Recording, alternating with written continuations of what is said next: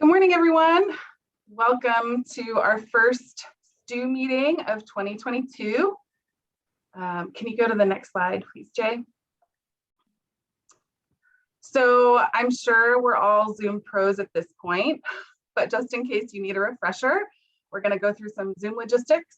So if your name looks like gobbledygook in the participants list and you would like us to know how to refer to you when you have questions, please feel free to rename yourself. You go to the participants button at the bottom of your screen, hover over your name, click the more button, rename, and then a box will pop up where you can add your name, pronouns if you'd like, your affiliation. Another thing to note, you might be seeing live transcripts at the bottom of your screen. You can turn those off if you'd like, I think by using the the three dots on the bottom right side of your screen, and there will be ways to turn it on and off for that. Next slide, please, Jay. And then same as last year, we welcome conversation and participation. So please, if you're comfortable and you'd like to contribute, feel free to unmute yourself. If you are calling in on the phone, you will need to use *6 to mute and unmute yourself and *9 to raise your hand. And also, I will be monitoring the chat, so feel free to add anything there. I will also add those contributions to our notes. And as you have already probably received a notification, this meeting will be recorded for posting on our website. Next slide, please, Jay. And again, just to orient where all of your controls are. So you have a bar at the bottom of your Zoom where you have your mute and video controls on the left, the participants window, and the chat in the middle. And we're also going to be trying a new consensus process this year for bigger decisions. And so we'll be able to use the Zoom reactions on the right side of your bar. Specifically, we'll be using the yes and no reactions, but feel free to clap or include a thumbs up or a heart emoji, whatever speaks to you. Okay, next. So before we dive into the core agenda for today, I'd like to take a moment to acknowledge tribal lands in California. The Cali PA building, and where I am currently, is located in Sacramento, and that place was and still is a gathering place for many local tribes who've lived throughout the Central Valley and foothills for generations and were the original stewards of these lands. These people include the Nisenan, Maidu, and Nuak peoples, and the Putwin and Wintun nations, who have remained committed to the stewardship of the land and water over many centuries. And we stop and do this acknowledge at the beginning of our meetings because it's important for us to recognize that our organization sits on the tribal lands of Indigenous peoples, and that we are here because of the sacrifices that have been forced upon them. And in acknowledging and remembering these communities and all the work that we do, we hope to honor their legacy, their lives, and their descendants. And if you're curious to see what tribal lands are in your area, there's nativeland.ca that you can mess around with that. It's a really great tool. So with that, I will pass it off to Jay and we'll dive in. Great, thanks, Anna. Thanks for the great kickoff to the meeting and welcome everybody. So we'll start with the roll call as usual. And I told the review panel that this meeting's optional for them since we're not really reviewing anything technically, of substance. But I know at least one panel member is on the call. So review panel. Hi, I'm Chris Schmidt. That's me, sole representative. Maybe because it was 5 degrees when I woke up this morning and hanging out anyway. So great. Well, it's great to have you. EPA. Yep, Terry's here. Great. OEHA. Lori Chumney's here. Train Fam's here. Wes Smith is here. Very good. Moss Landing, Autumn Vanema. all right. Region 1, Rich Fadness, Region 1. Region 2, Carrie Austin, Region 2.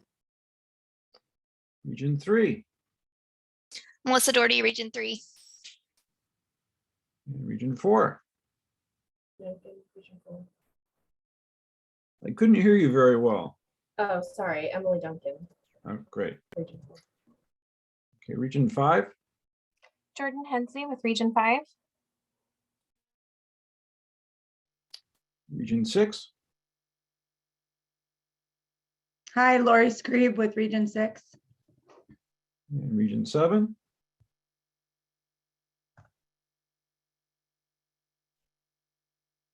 Anybody from Region 7? Okay, Region 8.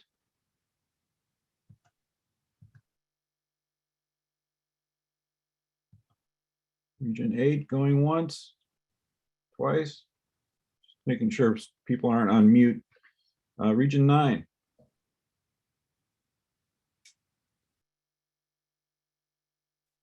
All right. Wait, I saw Chad.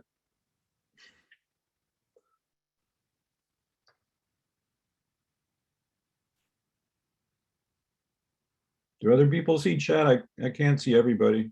I did at one point, but we can, I'll see who's here. Yep. He just, It's just rejoining, it looks Yeah. like. yeah. Okay, so we got you, Chad. State board. Allie Dunn, Swamp is here.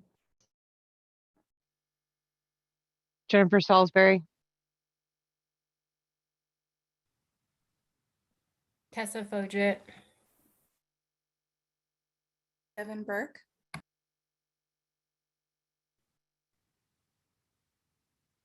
Okay, is that everybody from the state board? Gabriella Moran. Great. Is that everybody? See some others, but they might be a little bit shy. We could keep going. Okay, monitoring council. This is Peter Vroom representing the water supply sector. And is Nick on? I spoke to him yesterday and he might not be able to make today. Okay. All right, and then for people that we haven't covered yet in the other category, if you could add your name and affiliation into the chat box, we'll cover that way. I did see a few people in the other category, so welcome, welcome, welcome all. Okay, so let's review the agenda quickly. It's going to be a fast moving couple hours here. And we'll start with the usual quick updates next. And then Anna's going to lead us through a discussion of the charter for this work group and an update that we're giving it, that we need to get the group here to approve. I'm going to give a summary of the final sampling plan for this year. And then we're going to have a discussion about sampling for 2023 and beyond that Anna and I will do together. Then we'll take a 10-minute break. And then following up on a discussion at the last workgroup meeting, we're having an item on monitoring post fires that Allie and I are gonna lead. And then I'm double booked this morning, so I have to hop off after that discussion, but at that point, Anna will run the meeting solo and give an update on the realignment work and then wrap up. So does anybody else have time constraints that we should know about? Okay. Yes. If I don't have a lot of time, as you know, I only found out about this today. Would it be possible to move item number 7 up so I be sure I can make it for that? Maybe push the fire monitoring, kind of swap those two. So I just need to to. note, the yeah. meeting will be recorded and posted on the web, and we've been taking comprehensive notes. Okay. So you'll have all the information, Chris and everyone else. And if you want to follow up with me on anything, we can schedule that. Fine, thank you. Yeah, swapping those items would be complicated because I need to leave to go to another meeting at 11:30. So Jay and I have done the switcheroo on those items a couple of times already. So yeah. Okay. Okay, any other questions about the agenda? Anything in the chat? Anna? folks are introducing themselves, and someone is mentioning that they conduct bioaccumulation monitoring in the Gulf of the Farallones and is here to kind of listen in and learn. Great. Who is that? Jay, Heather. that's me, Heather Peterson. Oh, okay, great. Thanks. Thanks for letting me listen in. Sure. Hi, Heather. Nice to have you. Nice to be here. Thank you. I also talked to a woman who I think her name is Rachel Pound from the sanctuaries. So I was wondering if it was Rachel or someone else. But it's great to have you here, Heather. Okay, so let's go on to the quick updates. So the next item on our list for reporting is the 2019 Bass Lakes data report. And until recently, the ball has been in Jennifer Salisbury's court at the state board to review the data. And she has completed doing that for all the data that I need for the Bass Lakes data report. All the Bass Lake data have been reviewed. So the ball's now in my court. This note here is that there's some other data from 2019 that are still being reviewed, the Region 9 oyster data. There's only one left. Great. It's PCBs. Okay, great. So we're making progress. So, so the next step with a normal timeline would be for me to have a draft data report by the next meeting in April. But I just got on the calendar to get a new hip on April 22nd, right a week before the scheduled meeting. So I think I need to push that report discussion to the next work group meeting, given that medical thing. So that's where we are. The ball's in my court, and I'm anticipating coming back to the group with a report at the July meeting. The next data set is the 2020 coasts, and Autumn will give her usual update on the data for that. Hi, everybody. Actually, I shipped the last of the 2020 coast data on Monday. I literally just got word that FedEx has lost one of the coolers, so I need to figure out what was in it. Because there were multiple projects that went. Aside from that, everything else has been dissected and reported. So we're still waiting on the last of the organics, and hopefully I can figure out where that cooler went. Hope so. Thanks, Autumn. Any questions on this slide? And there's a number of us here, so feel free to raise your hand or unmute yourself if you want to chime in. Okay, moving along. The usual series of updates. So the next one are the new fish consumption advisories, which Anna has been keeping track of and listed the two here. Is this OEHA, folks? Did she catch all of them? Yep, you got it right. Great. So it's great that you continue to keep cranking out these advisories and using our bioaccumulation monitoring program data. Next is TMDLs. And if there's any developments, if there are any developments, we usually hear from Lauren or Carrie on this with the Region 5 and state TMDLs. Is there any news along these lines?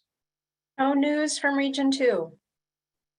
No news from Region 5. Lauren's not able to make today, but we're still working on the review of the DMCP.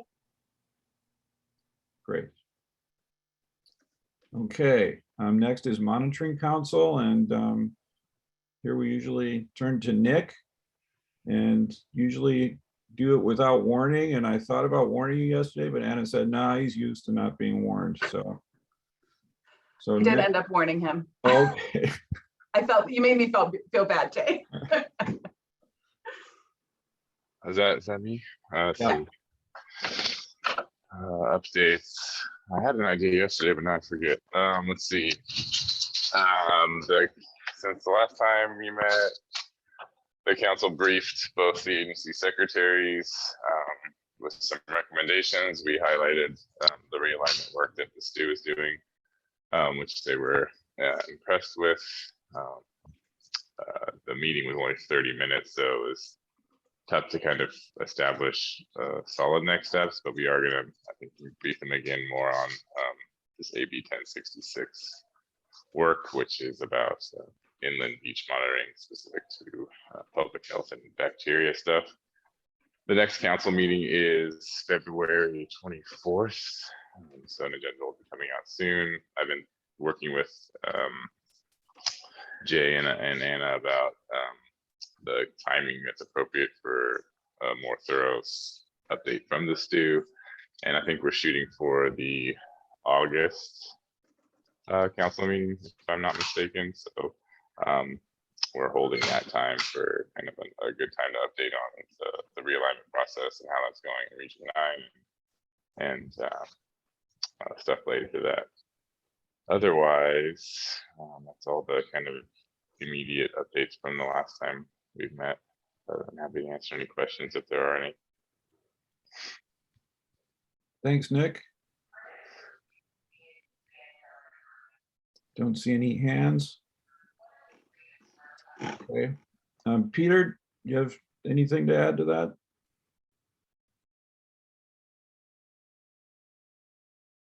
Sorry, couldn't get myself unmuted fast enough. I would just say that the Monitoring Council is also starting a new work group. Or I shouldn't say starting a new work group. It's been around for about a year, but we're trying to elect some new co-chairs for the group. So if anybody has any interest in serving on the Justice, Equity, Diversity, and Inclusion work group of the Monitoring Council, I think that there's a link on the website that you can go to sign up to just become a member of the working group. And as I said, if anybody is interested in potentially stepping up to being a co-chair, let us know. Great, thanks, Peter. And just to note, y'all, that Jay and I are going to be on that work group representing the STU as well.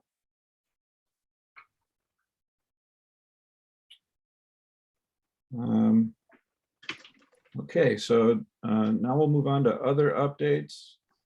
And I've got one. I want to get out of PowerPoint here or Google. and show the website for a forum that's coming up next week on PFAS in San Francisco Bay fish. And this is a meeting that's got a strong EJ component to it. The goal is to have a discussion on PFAS sources and contamination of bay fish and build consensus for next steps to protect everyone who catches and eats fish from the bay. If you're interested, you can register on this webpage at SFEI. We've got session. It starts with a session with perspectives from fishing communities. In addition to some background on PFAS from Arlene Bloom.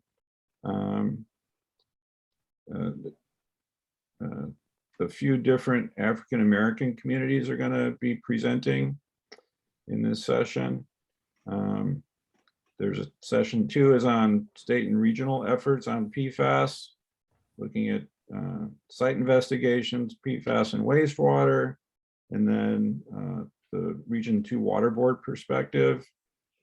Session 3 is on PFAS and fish with a tribal presenter on the importance of fish for Native American communities.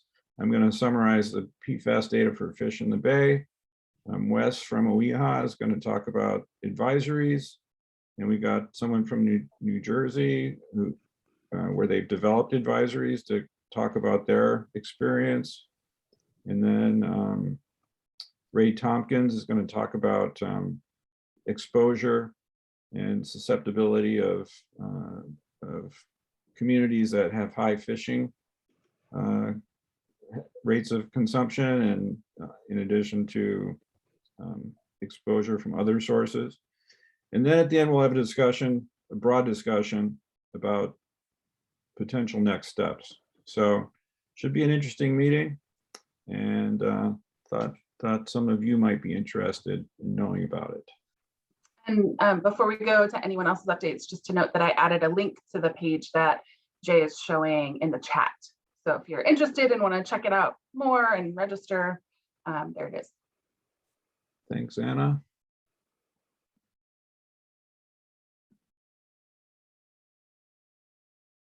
So any other updates?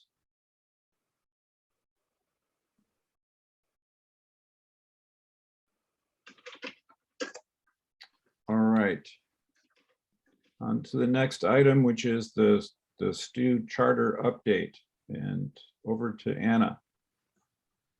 Great, thanks y'all. So as part of the Justice, Equity, and Diversity and Inclusion work group, all work groups have been asked to update their charters to reflect equity initiatives. And we also, you know, as many of us know, we rebranded last year. And so there were some other, and we've been doing a lot of great things. So there were some other things that we wanted to update. The draft charter was sent out last week. And I'm adding a link to the draft charter in the chat, it's a Google link. Jay, if you go to the next slide. So the summary of the revisions that Jay, myself, Nick, and Ali have contributed to the charter was just updating the BOG references to the STU. We added more description of our recent activities into the background section. And again, added text throughout to reflect our commitment to equity and the work that we're doing to operationalize those principles in our work. We also added sections or content and revised the order to align with the general template that we received. So the background and description were just moved around, same with the scope and objectives. There was a little bit more to add to the membership and representation section. And then the sections with brand new content include the relationship to the California Water Quality Monitoring Council and meeting frequency and governance. So just to note that this doesn't really, like, there's no significant changes to how we're operating, right? It's just a better reflecting how we have been and will continue to operate. I did, if you go to the next slide, please, Jay. I received a single typographical recommendation, so no other revisions as of this morning. And for those that have been able to review it, if folks had recommendations that they wanted to discuss, we'd love to hear from them. If folks didn't get an opportunity to review it, we do have some time so we can kind of walk through it together.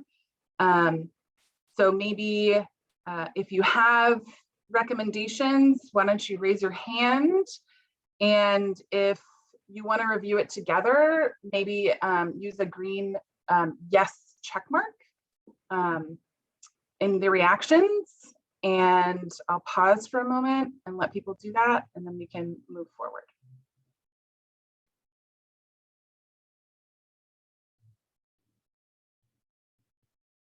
So again, to access your reactions, it's on the bottom bar of your Zoom screen on the right-hand side. There's a little smiley face. Someone's doing a joy emoji, which is like a laughing, crying emoji, which is welcome. But a single person wants to review the charter together. So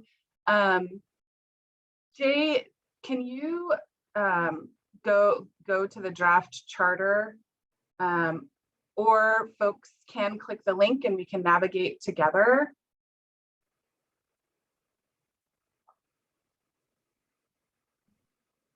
Is this link active? Yeah. It should be, yeah.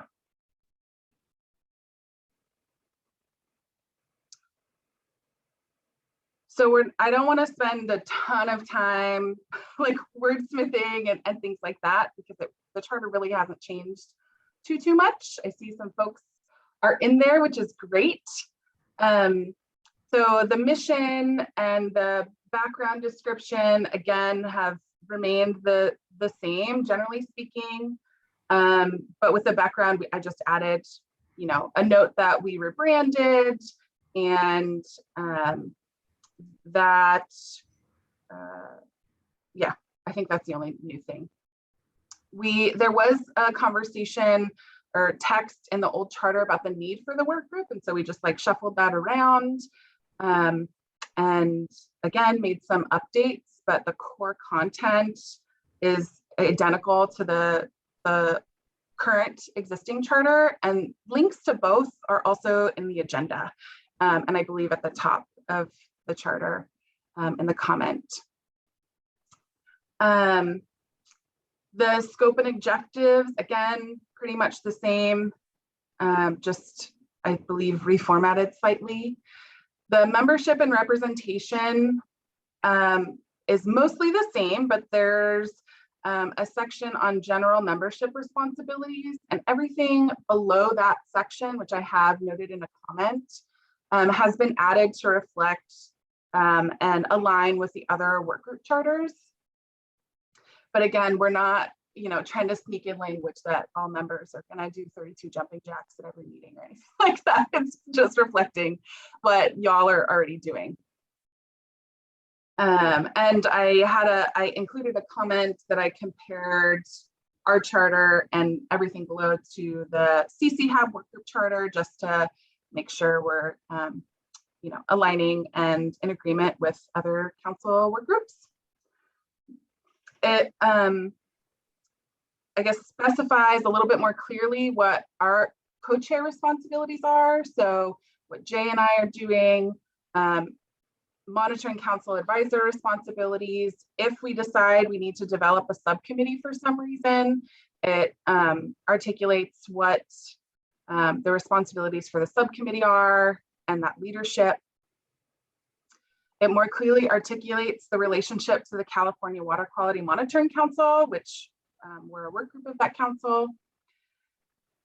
And then again, is a little bit more explicit about meeting frequency and governance. I think the biggest thing that I want to highlight for this section is the decision-making process. and formalizing the consensus-based decision-making that we pretty much have been using since the beginning. But in this meeting, for this item and a couple of others, I included a specific process for how we can come to consensus a little bit more formally. And so that kind of defines what we mean when we say space decision making, and the types of consensus. If we ever need to hold a vote on something, like if consensus isn't working, there's a description of that process as well. And that's it. So that's all that's in the charter, in the new charter. Does anyone have questions or want to circle back on any section?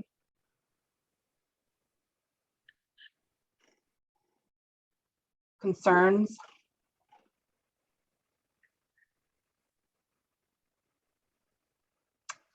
Fraser, I see your hands up. Go ahead and unmute yourself. Thanks. And hi, everybody. Fraser Schilling from UC Davis. I wanted to ask about the consensus decision-making because if the group is making recommendations to, for example, the California Water Quality Monitoring Council or to the State Water Board or EPA, if one party in the group, one type of party is affected negatively by an action that would benefit another party that's proposing something, then that negatively affected party could block the recommendation. An example would be if subsistence use by tribes of fish, in order to have that protected, then grower activities would have to be curtailed to protect those fish, or mining activities would have to be curtailed, or some other negative activity. That means that the group would not forward a recommendation that could benefit a group like tribes. That's a entirely possible scenario. So I'm wondering if it's really essential to have consensus decision-making and what the benefit is to parties that are usually marginalized in processes like these. Yeah, great point. So a couple of things. I think it's important to remember, like the scope of the work group and what the authority that we actually have. And so the majority of the decisions that we'll be making will be informing how we choose to monitor moving forward. And we can make recommendations to the council if they request those things, but what they can do with those recommendations and the authority they have to impose restrictions or anything like that on anyone else, I'll let Nick or Peter speak to that.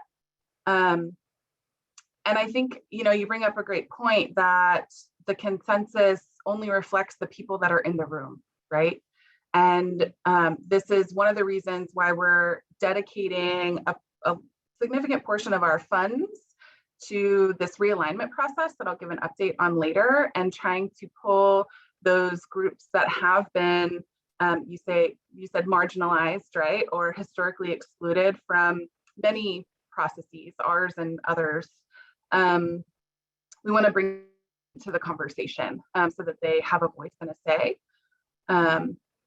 I think generally the spirit of consensus for me and the way I interpret the charter is making sure that when we're trying to make a decision together as a work group, we're generally all vibing with it.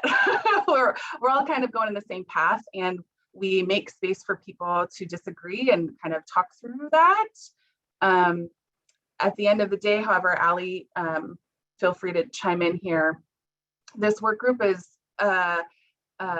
providing guidance to the bioaccumulation monitoring program, the swamp bioaccumulation monitoring program, and their activities, which the program does have the ultimate decision-making power, but we want to include and integrate with the STU to make sure that we're making the right decisions together.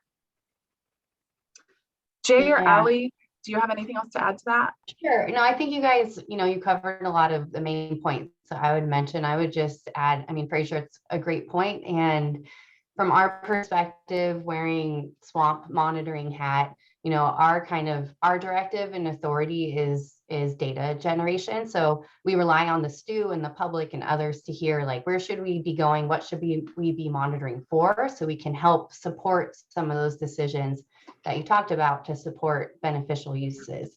And the water boards were complicated. There's a lot of different regulations, but kind of just within the purview of this work group and SWAMP, we're talking about trying to direct data generation to support those other decisions made through other programs. That's all I had to add to that. Yeah, Yeah. Go ahead. Yeah, I would just add that the charter also, has, this a contingency in case we don't reach consensus, that you go to a voting process, and basically a majority vote would determine what the decision is. We don't want to have to go to voting. We're expanding this work group now. It's somewhat, it's evolving. It's been different in the past. It's been smaller in the past, but we've always been able to achieve consensus so far in the history of this work group. So we want to continue that. But if we ever did have a situation where we couldn't achieve consensus, then we could default to a voting process. Thanks, Can I Jay. answer your question? Go ahead. I was just saying, I appreciate Fraser's comments, and I appreciate your response, and Jay and Allie. I just wanted to reemphasize that the council itself is non-regulatory. So, I appreciate the example given. My view would be that type of specificity and recommendation wouldn't be in the scope of this work group. It would, I think that this work group would definitely have, the role would be to identify, monitoring frequency, locations, potentially new species based on feedback from, if we use the example of tribes or other disadvantaged communities, so it's maybe changing species that we monitor, and with respect to subsistence fishing and that beneficial use, potentially recommending more protective thresholds based on consumption rates and the increased frequency of consumption from those communities. That would be within the realm, but as far as how that impacts a specific potential discharger, in this case, for example, growers, would be beyond the scope of both the work group and the council. However, they could take that information, say like Division of Water Quality, the water board could take that information on thresholds, and then say they made that into a water quality objective. Then that's outside the work group at that point, but then that kind of takes its own path towards regulation, what could impact potential discharges of pollutants of concern. Which I think is probably a good thing, but that's part of the power of the council, is that it's non-regulatory, so you can have kind of these honest discussions and have this collaboration without any kind of direct regulatory impact to either party. It's more about the science of monitoring and how to be transparent about that information. Thanks, y'all. Did anyone else have anything they wanted to contribute? Otherwise, we'll ask Jay to go back to the slide deck, and we're going to test our new consensus process.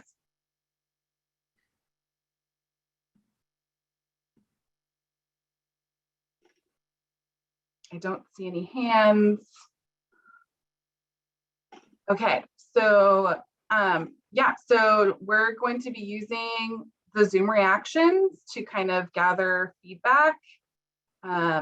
We're using the yes and no buttons because from a facilitation perspective, it's a little bit easier to monitor.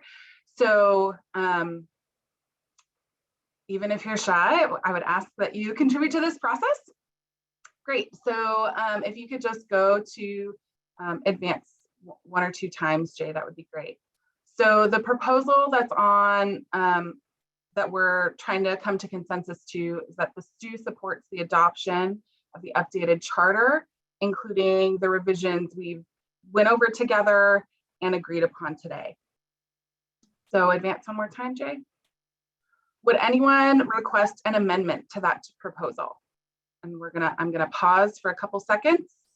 But as y'all know, if you've been around with me, no response is agreement, right? So would anyone request amendments? And feel free to unmute yourself.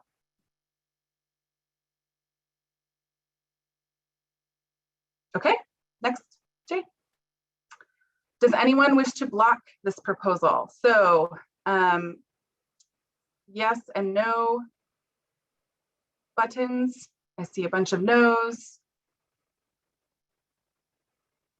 No yeses. Fraser, your hand's up. What's up? Thanks. Yeah, I don't agree that silence is consent. So I don't want to block because I don't think I'd win a majority vote, but I definitely am not a yes vote on it. Thank you. Okay, great. So actually that brings us to the next. So you have some reservations. Do you want to share what your reservations are with us? Yeah, I mean, I'm obviously a newcomer to this group. At least I can't remember the last time I was at it, so I'll assume that I'm a newcomer, but I've been working on fish contamination for, I don't know, 22 years or something. And I think it's pretty clear that science isn't neutral, and just saying that there's recommendations about monitoring and interpretation of data is neutral. That's just not true. So I think a lot of these problems are solved starting at this level of data collection. There's a lot of power in what SFEI does, what the state water board, regional water boards do in terms of data collection. And I don't think it's neutral. I think that it can be swayed by funding availability primarily and other concerns. So yeah, I would contest that statement, and therefore it's difficult to see how this process is really different from 20 years ago, which has not resulted in a lot of safe fish to eat. So I feel like part of the problem is the process, and that's where my hesitation comes from. Thank you. Great. And so I just want to make sure I'm hearing and understanding correctly. The specific issue that you have is with the consensus process in the charter. Yeah, it's that parties negatively impacted by regulation can block future regulation or enhanced regulation by blocking data collection. And I don't think that's a good thing. That's led to many of the environmental problems that we have. So I don't agree with that. Great, thanks for sharing that. And then with that in mind, everyone, would anyone like to request amendments to the proposal? Well, I want to respond to that concern. And I don't think that's accurate that somebody who's negatively impacted could block. If we don't reach consensus, then we go to voting. So, within our stew, I don't think one party could block something that everybody else wants to go for.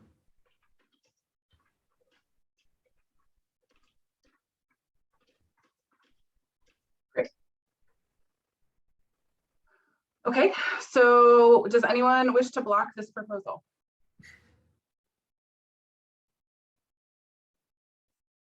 Great. Does anyone else supporting this proposal but with reservations?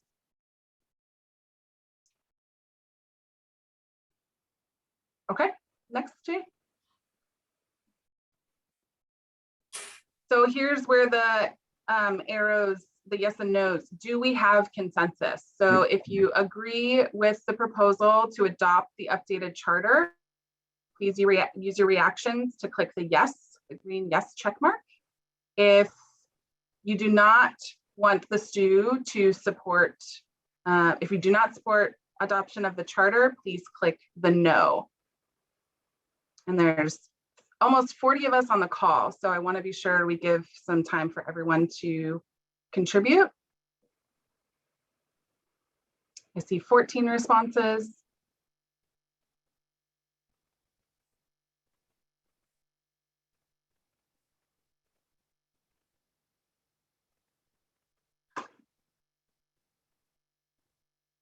$18 responses.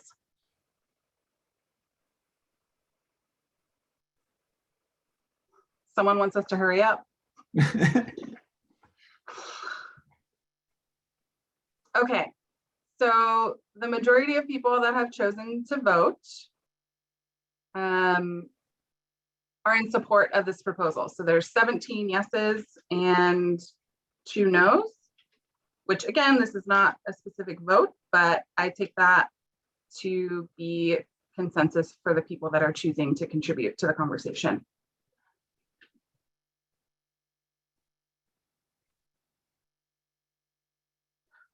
Okay, so we will adopt the updated charter.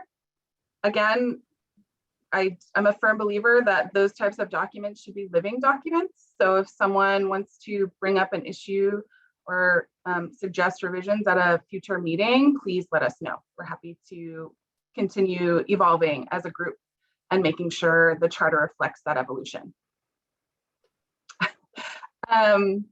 Yeah, okay, so we will. So Anna, this is kind of new ground for us where, so we don't have a perfect consensus. So we're kind of testing out the rules here. So we don't have, nobody wants to block it, right? So we have a consensus with, two people expressing reservations. Oh, one person said they clicked no on accident. Okay. In the chat. Okay. So I'm just not, we haven't really done this before, so I'm just making sure we're kind of following our new rules, our more clearly articulated rules. So we call that a consensus with one expression of a reservation. Mm-hmm. Yeah. Okay. Yep. Okay, cool. And yeah, I also want to thank you, Fraser, for raising your concern. Yeah, great points.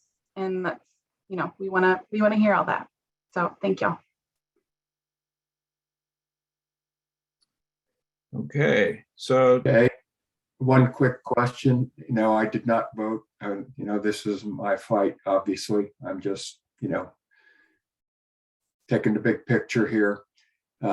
Is there a mechanism for amending this in the event that we had a dissenting view and down the road, what is the embedded in this document? Is there articulation of what it takes to reopen this and amend it?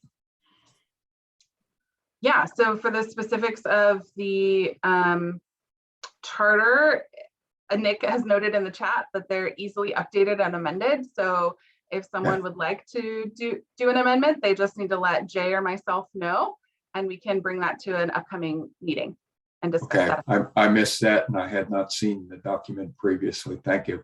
No worries, great question. Thanks. all right, so I only have a laptop, so I don't have other files open. So we're 10 minutes behind, is that right? Yeah. Okay. But we can make up that time at a later item. Okay. So on to item 4, and just informing and updating the group on what we're planning to do this year in terms of sampling. So we've been talking about this throughout last year. So we're just kind of let you know where we've ended up. So the priorities for this year are listed here. They include some coastal sampling. We're still in the middle of the current coastal survey. We started in the Southern California Bight in 2018. And then in 2020, we did some of the central coast. And then there's still quite a bit remaining, but due to budget limitations, we're not done yet. So we'll talk about, I'll give some more details on that in our plans for finishing. To address monitoring needs brought forth by Region 5, in particular to inform a TMDL that they want to develop. We are doing some river sampling in the Central Valley. Region 5 is contributing funds to this, and a big part of why with the limited funding situation that we have, that we are prioritizing this and going forward with this and matching the Region 5 contribution with some of the statewide funds. So I'll show what the stations are for that. There's 5 of them. And we're going to talk more about the long-term future of the river sampling in the next item. I need to write up a short document to document what we are doing this year, and it's going to be similar to the update of the Bass Lake monitoring plan, where it's just a short piece that shows what's changed from the last rivers plan, from the rivers sampling that we did in 2011. So that's on my to-do list. And then there's realignment sampling, which Anna will go into detail on towards the end of the meeting. Hey, Jay, Yes. I'm trying to remember the rivers survey. Was it small rivers or was it big rivers? Can't remember. It was rivers and streams, and I've got a map that shows you the detail on that. That'll be coming up. I guess my little thought bubble is that the small river effort, the small stream effort, has not proved useful in my mind, and maybe it'd be best to stick with the large rivers. That's where my brain is. Okay, well, that's in line with the recommendation that you'll be hearing. So that's good. Okay. So just a refresher on the sort of big picture on the coast, and showing the zones that we sampled in the first round of work in 2009 and 10, and the mercury concentrations, which were the major concern. And in our second round of sampling, we started in Southern California Bight in 2018. We've sampled some zones in the central part of California in 2020, and we're proposing to do more in the central and north in 2022. Funds are tight going forward, but we're doing the north coast is last but not least in terms of the importance of being monitored. In the first round of sampling, we saw consistently high concentrations in the predator species in this area.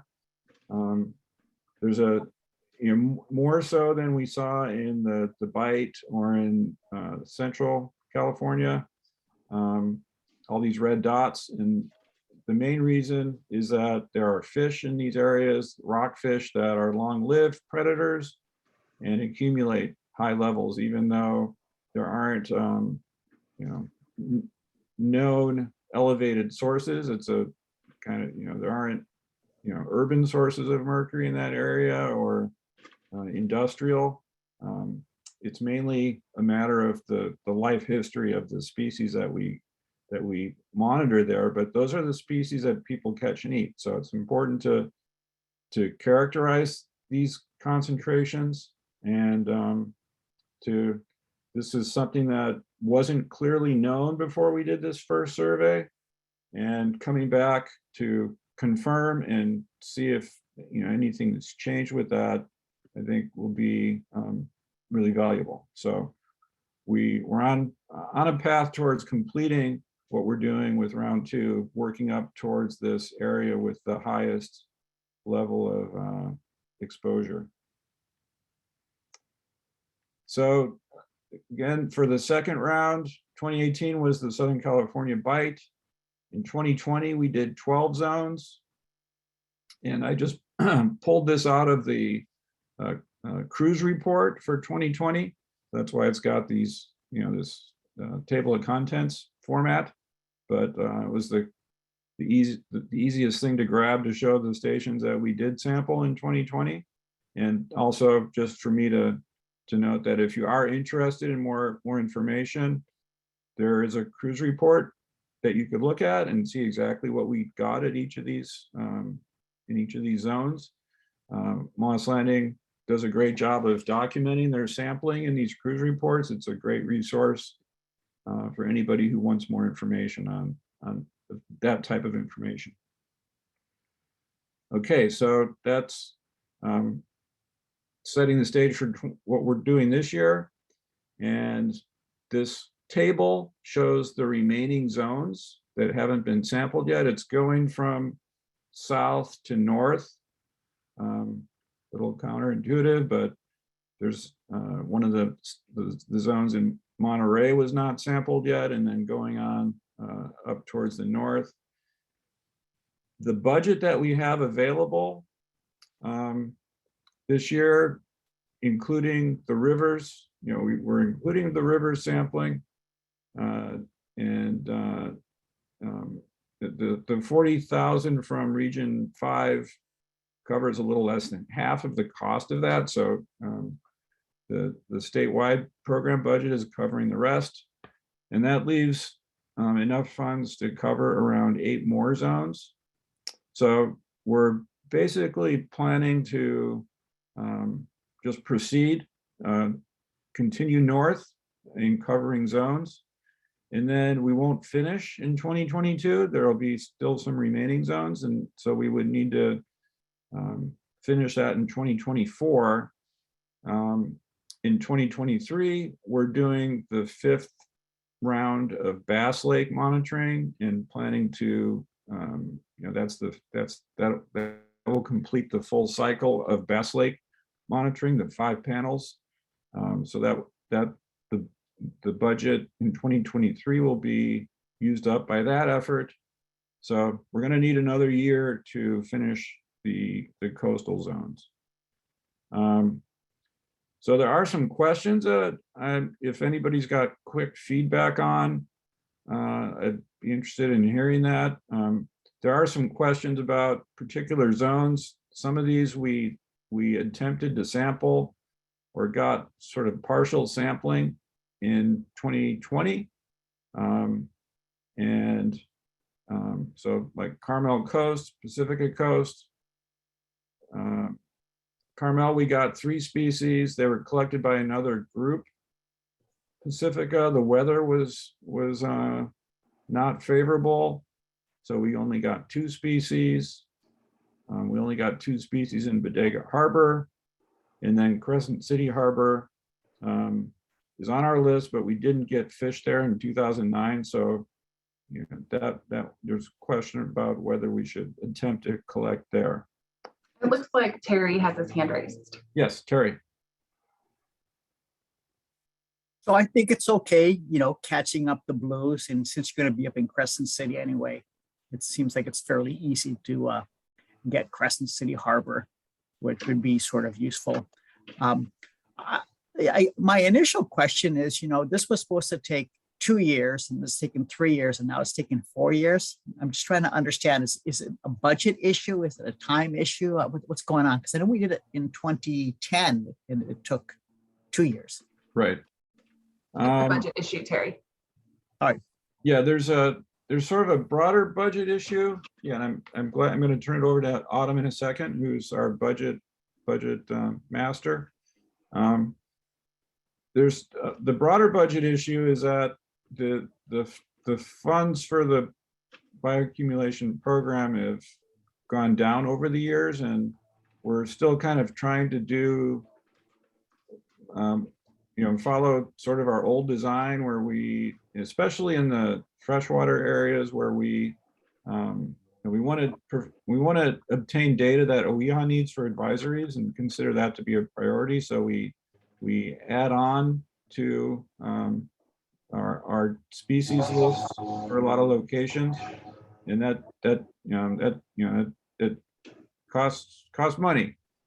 So in the bigger picture, we've been kind of living beyond our means, and then also 2020 was a short year, and due to contracting issues, and so we didn't contracting and budget issues, so we didn't get a full sampling in 2020. So Autumn, I'll let you explain more.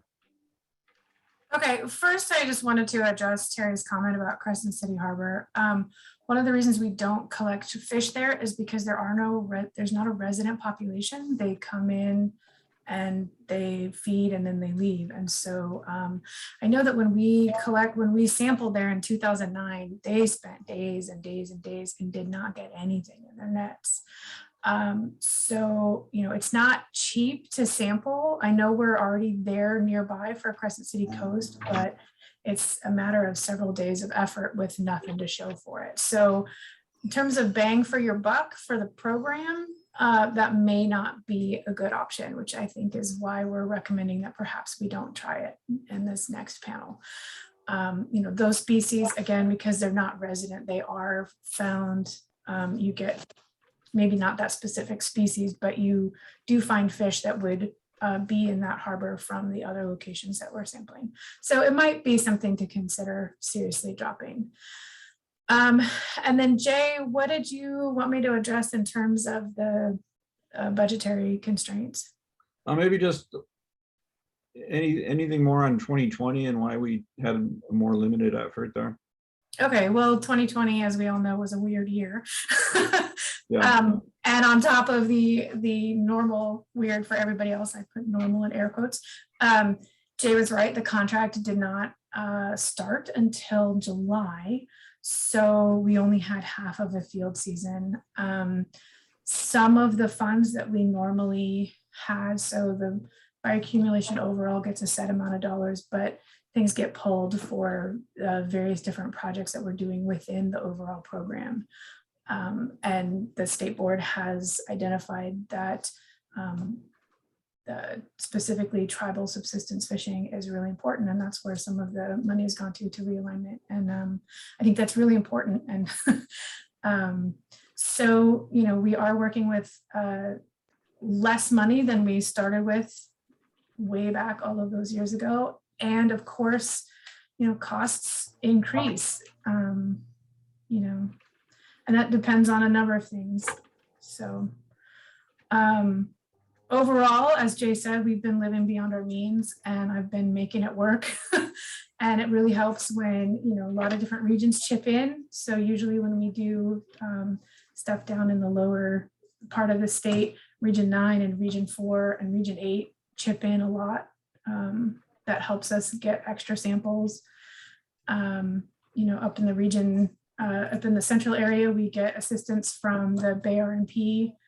I'm not saying that, we have to have assistance from the other zones, but, we are working with a finite budget. So, yeah. And then, I want to point out too that when we planned, I think Jay touched on this, when we planned the 5 bass panels, we were planning on our full allocation for all of the bioaccumulation programs, and we just don't have that available. And just like to be the bad guy here, I don't expect the budget to be increasing significantly. We can talk more about the realignment priorities during that item, but we're not shifting any of those funds to statewide sampling for the foreseeable future. So we're stuck with the budget that we have, unfortunately. Yeah, and So that's, circling back to Jay's comment, Autumn and Jay, would your recommendation be to drop the zones in blue? Just to give folks on the call some context and perspective there. I'll let Jay answer from a scientific standpoint. yeah, I think Crescent City Harbor ought to make a good case for dropping that. If, you know, the realignment process may take a while, but if that's a priority for Region 1 when we realign there, then we maybe can go back there to Crescent City Harbor. Carmel Coast would be the next one to drop, since we have potentially drop, since we've got 3 species there. And then, you know, I'm kind of on the fence and open input on the other 2. So then does anyone from the group input on all of it? And so yeah, does anyone from the group have thoughts, recommendations? Ms. Dunn, yes. Hi. Yeah, I guess I just had clarifying questions. So for Carmel, Pacifica, and Bodega, was that kind of similar situation as Crescent City, where the fish just aren't there, so it's expensive and we're spending a lot of time? Or what's the story there? I don't really know as far as the habitat. I can tell you that at Bodega Harbor, we put in a lot of effort. At Pacifica, we put in a lot of effort too. And you know, weather conditions and things, we have a finite window to sample in. And then moving forward, we have permit constraints as well that govern when we can sample. Even more so than just your calendar year and weather. So in Bodega Harbor, we put in 100% of the effort, and then the other 2, we were unable to put in that level of effort. And I would also like to point out that Moss Landing did not charge for the full effort either. So I don't want you to think that we're just running with the budget.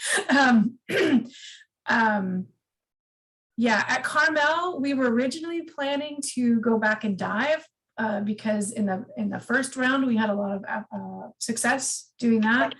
But we did get a lot of the species, the primary species that we were looking for. You know, 3 species is pretty good. And sometimes you spend a whole time of effort and you don't get any more than 3 species. So, you know, I did not put on a list for either Jay or Anna the number of species we caught from each of the other things that we collected in 2020. But I'll tell you what, they were not always 5. So that's the thing about fishing. You know, you put in whatever effort you can and you get what you get.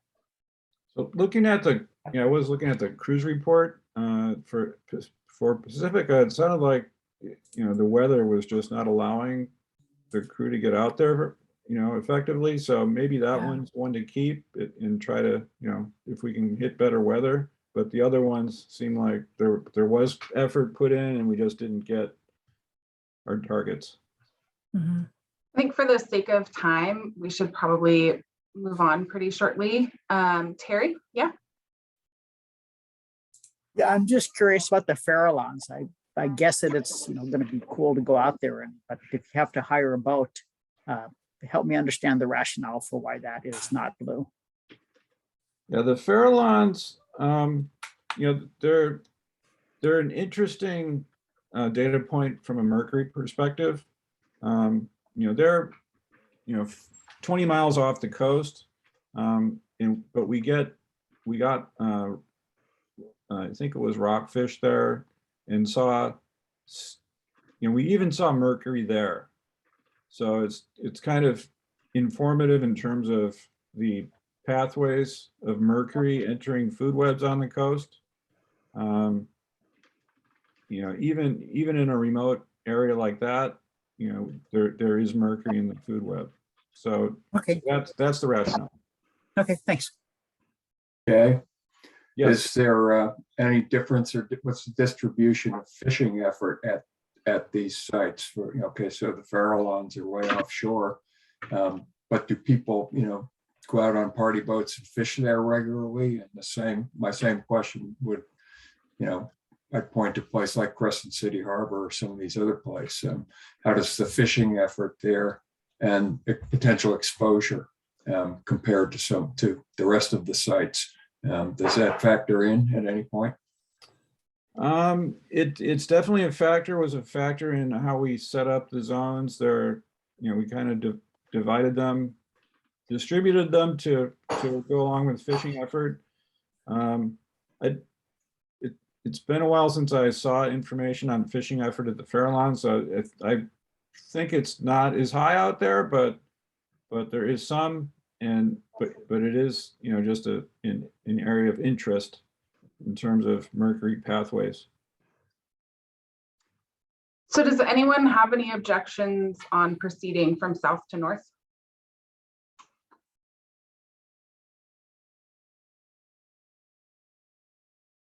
I see a no. No reactions. And then Jay, do you and Autumn, do you need any more information from the group on the zones in blue? Well, I think where we're at is keeping Pacifica, but dropping the others. And just before we do that, give a chance for the regional reps to object to that if they choose to. So just to be clear, that I understood the whole conversation. We want to drop Pacifica, but we do want to keep Farallons in because of the mercury. I was saying keep Drop everything Pacifica, else. keep Pacifica and Farallons. Okay. They're rich. Yeah, I just had a quick question about the extent of like the Bodega Harbor that what's it look like on the map as far as the area that's being sampled?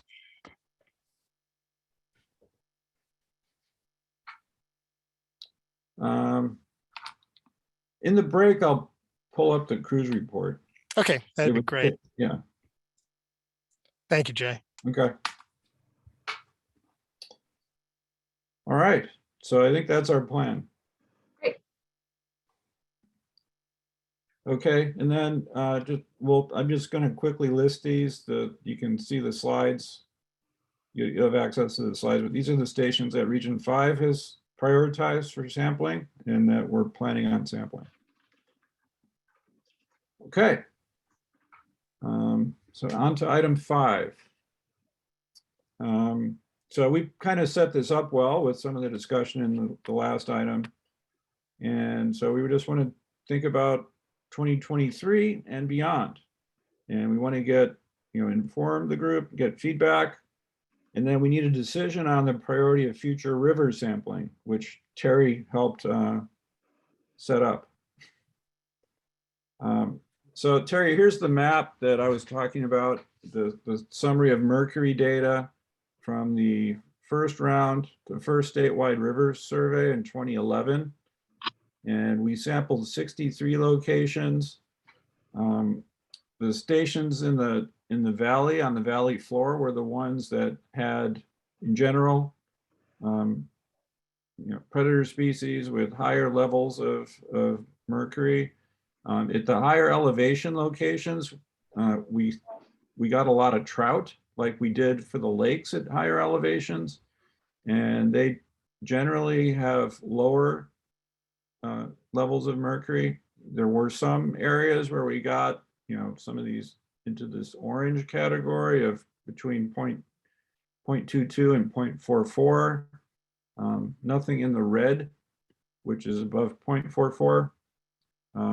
So these are, more the streams at the higher elevations, and in general, we saw lower concentrations in this sampling.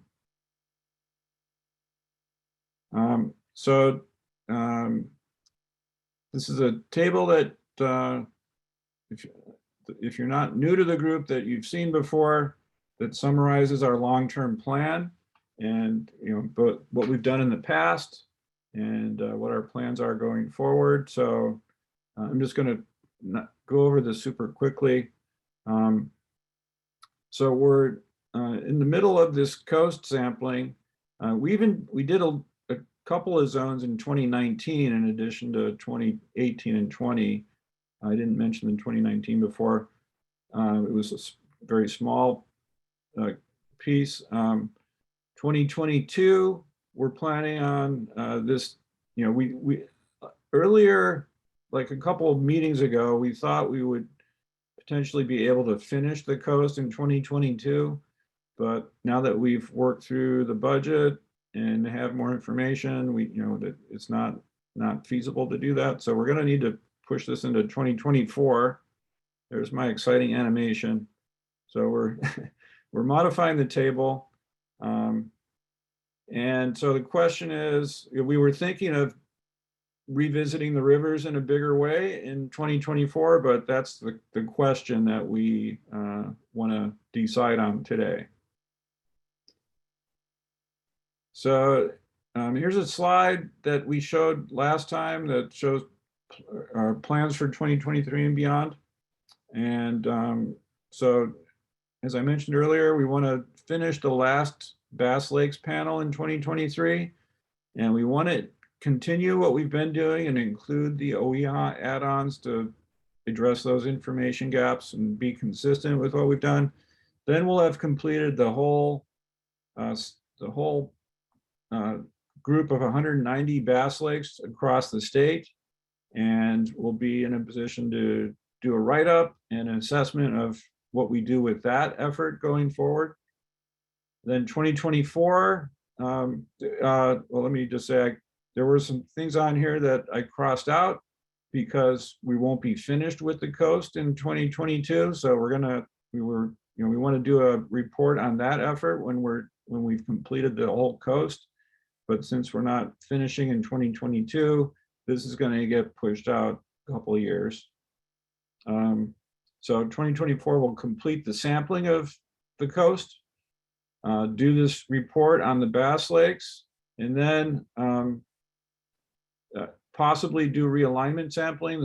The schedule for realignment sampling is sort of in development, but then assess long-term priorities going forward, not after completion of Bass Lakes and the coast, and come up with a long-term plan that's living within our means, that looking at the reduced core monitoring budget, these other factors, realignment priorities, equity and management priorities, regional board priorities, and OER data needs. But this will be a major adjustment to the long-term plan to make it something that that is within our means and doesn't require too much wizardry by Autumn to make it work.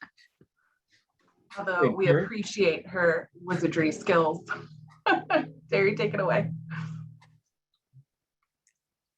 Well, I probably bring this up every couple of years about the National Lakes assessment that is happening in 2023. And I know they don't sample in the same, they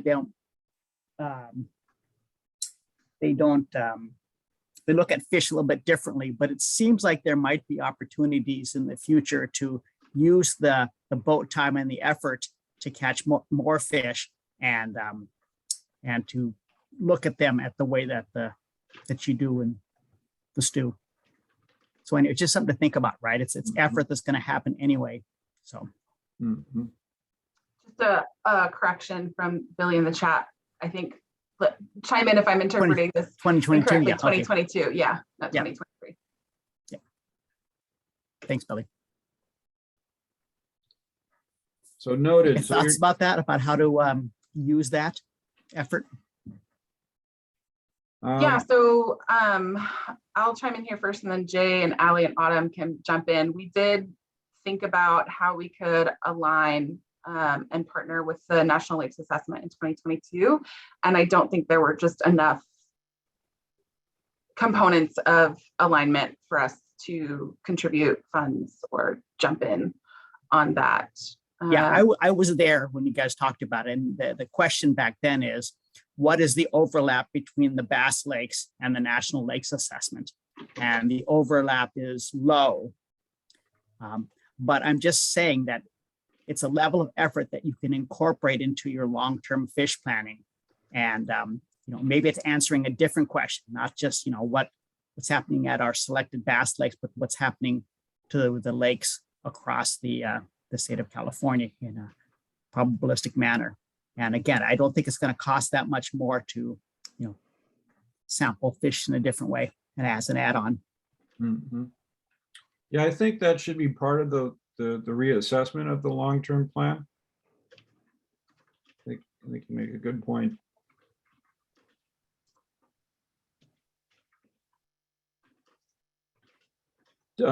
Is there a firm plan for how often that happens, Terry? Every 5 years.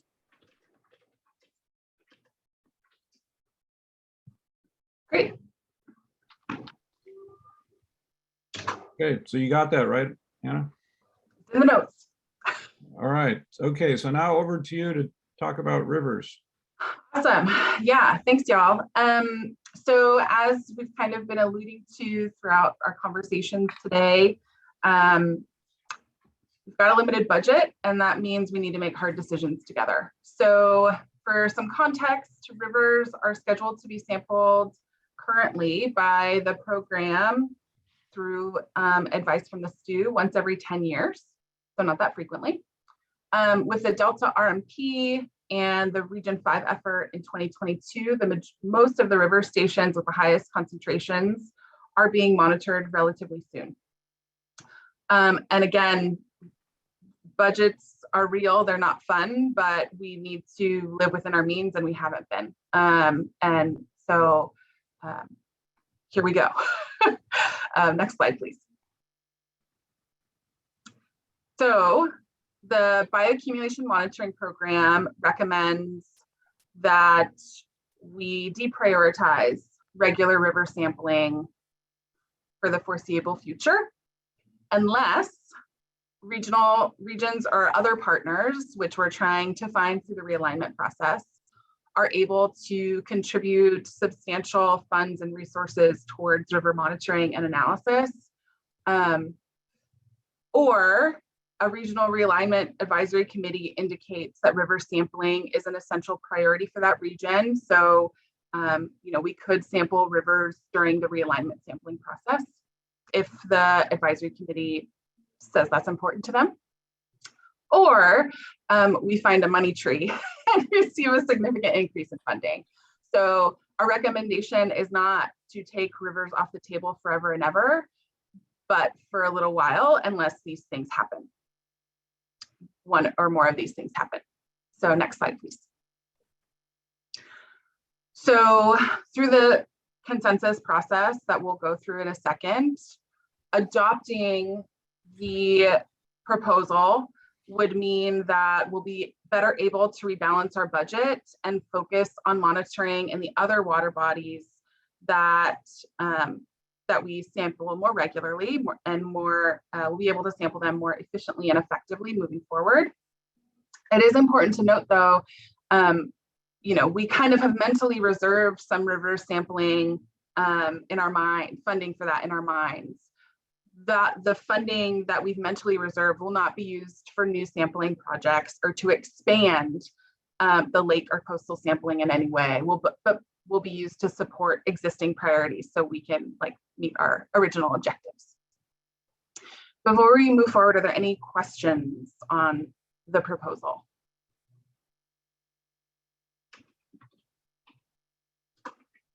Okay, next slide, please. Oh, Terry, yes. Yeah, Jay, just a question. So when you saw the rivers map and you showed, all those red dots, but a lot of those dots were sort of like in, near delta rivers. And I'm just curious, how well do they agree with the Delta Lake mercury? How well do the river data match the lake data for? Yeah, for mercury. Yeah. Yeah. And actually the delta stuff too that you have going on. At a regional scale, the lake map looks pretty similar to this, where in high elevation lakes, we tended to catch a lot of trout. A lot of the trout were from hatcheries and not really tight, connected to the food web. So we saw a lot of green dots in the lakes in the high elevations, like we do for the rivers. Yeah, I was thinking more about the red dots, which seem to be sort of, San Joaquin, Sacramento, Delta. Yeah, so that's where we saw more of the red dots for the lakes as well, and like foothill and reservoirs, but on both sides of the valley. And then we've got a great data set for the Delta now. We've done annual sampling for about 6 years, and we see this same kind of pattern that's shown here with high levels, but with annual sampling, we've been able to see that it seems to be really driven by hydrology, and we get super high levels in a couple places in the wet years, after wet years. So short answer is yes, it does match the lakes and other data sets. Yeah, just, most of our large rivers are Sacramento and San Joaquin, Yeah. There's Klamath and Eel, but yeah. Feather. Yeah. And the Region 5 effort is covering some of these areas beyond the Delta that the Delta RMP is not covering. Okay, so your plan makes sense to me now. Okay, good. Fraser, I see your hands raised. Thanks. And if maybe we could go back a few slides to the map. Yeah, right. No, the map or the table actually. So I like the title, right? Statewide fish monitoring, but the subtitle references sport fishing, and a lot of the locations seem to reflect that idea that of sport fishing, recreational fishing versus subsistence fishing. But the most exposure to contaminants and the safe to eat idea is more related to subsistence fishing than it is to sport fishing. So how do you match up monitoring locations with subsistence fishing, both the T-sub and the sub beneficial uses, or where people actually fish in terms of subsistence fishing, which tends to be urban, peri-urban, and therefore near the red dots. So basically, how do you match up your monitoring priorities spatially with the regulatory needs for people who are trying to eat fish safely? Great question. I'll say something quick and then turn it to you. The prior statewide surveys did take, we gathered input from each of the regional boards, and that was really really a key in how we decided which water bodies we were going to sample. So it is based on fishing pressure to some extent, along the coast, in lakes, and rivers. We tried to hit areas that the regions had concern about based on exposure and fishing pressure, but it wasn't. We're making a stronger effort on that with the realignment, and that's where I'll turn it over to Anna. Yeah. Sorry. So a couple of things before I jump into the realignment, just to note that the legislation that kind of brought the bioaccumulation monitoring program and the Safe to Eat work group into existence uses sport fish specifically in the language. So that's probably why when we started developing these plans, back in 2007, that was the focus. However, as you've pointed out, Fraser, and we 100% agree, that does not necessarily reflect the people that are potentially the most impacted by bioaccumulation through consumption for subsistence for tribal and cultural purposes. So I'll dive deeper into the realignment work in that agenda item. We are heading into the break time, but I just want to note that we're working on it and doing our best to figure out where there's misalignment between our current sampling that's focused on sport fish and where the people that actually, a large population of the people that actually consume the fish, where they're collecting their fish and what are they consuming and how can we better reflect their needs in our process. So hang tight and we'll dive into that a little bit more in an agenda item after the break. And I'll add some links into the notes for the realignment plan that you can dive into. And I'll tease that we're developing a tribal engagement plan. It's under review right now to better include those perspectives in our monitoring decisions. So thank you.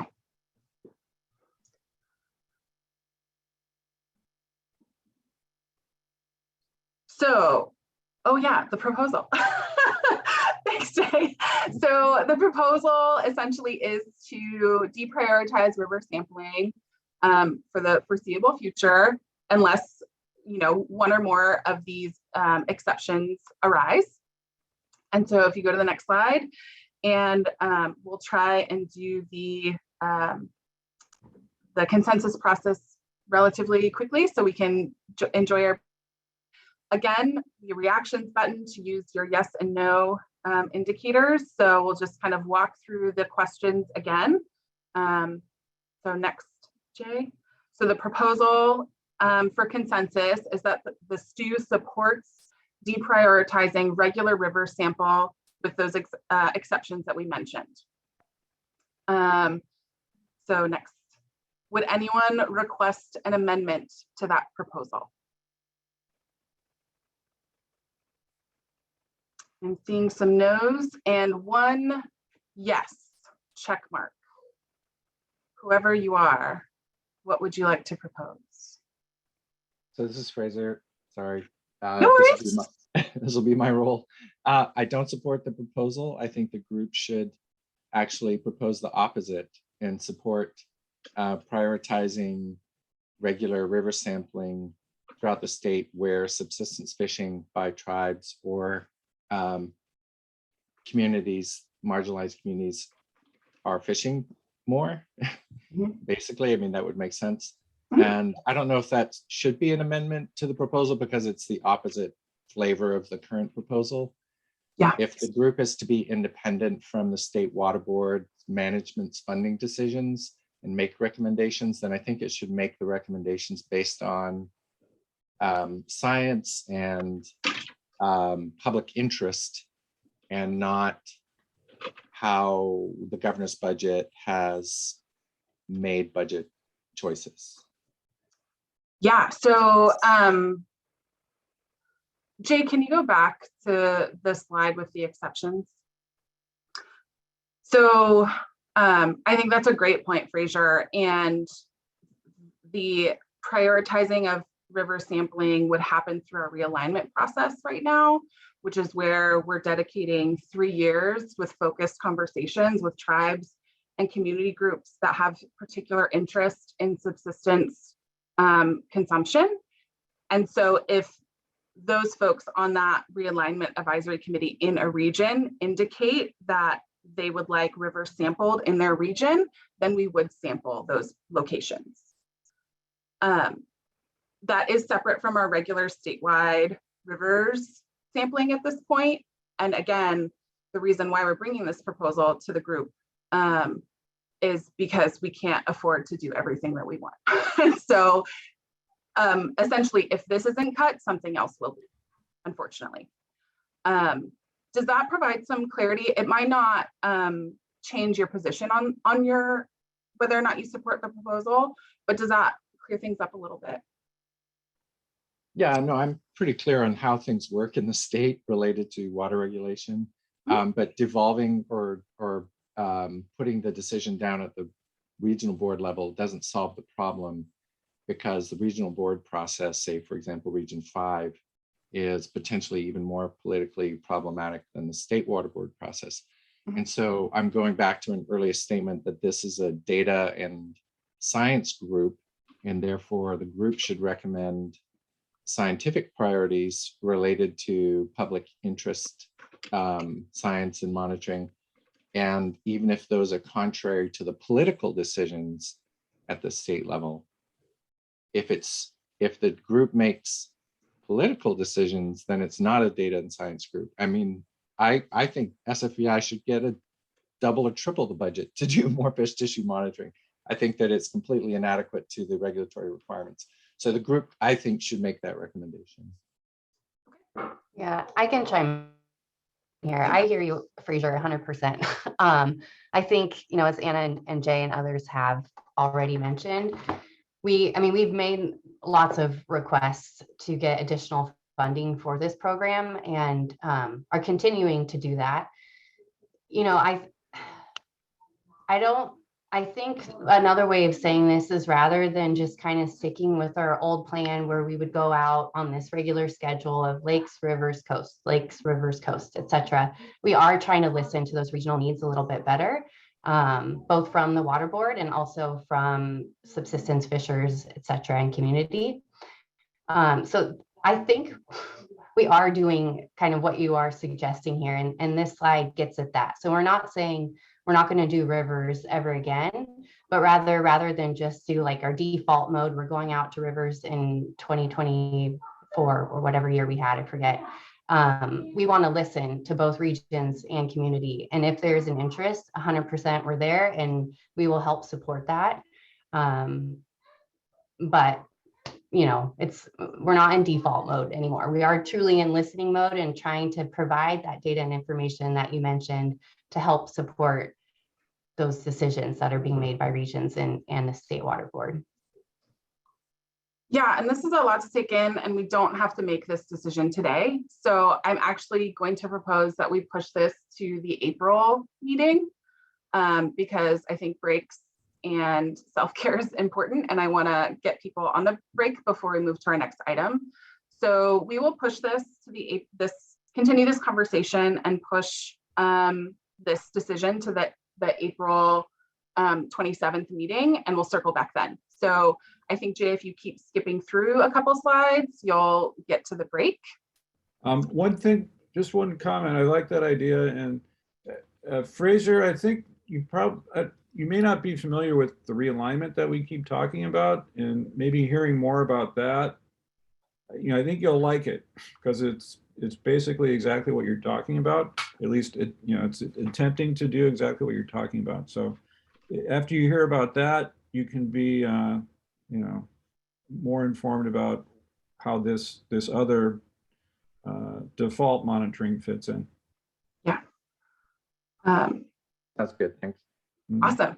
And this is a group where we welcome constructive criticism and feedback. So please keep sharing with us. So Harry, I see your hand, but I want to let folks go on a break. So we'll circle back to you when we get back. It's 11:10 now. Jay, you need to leave 11:30-ish. 11:30. Okay. So are people okay with taking a 5-minute break instead of a 10-minute break? So we can still do 10. We can still do 10? Okay. Yeah. Great. So we will return at 11:20 and jump into our next item. Thanks, y'all. Sounds good. Thanks. Great.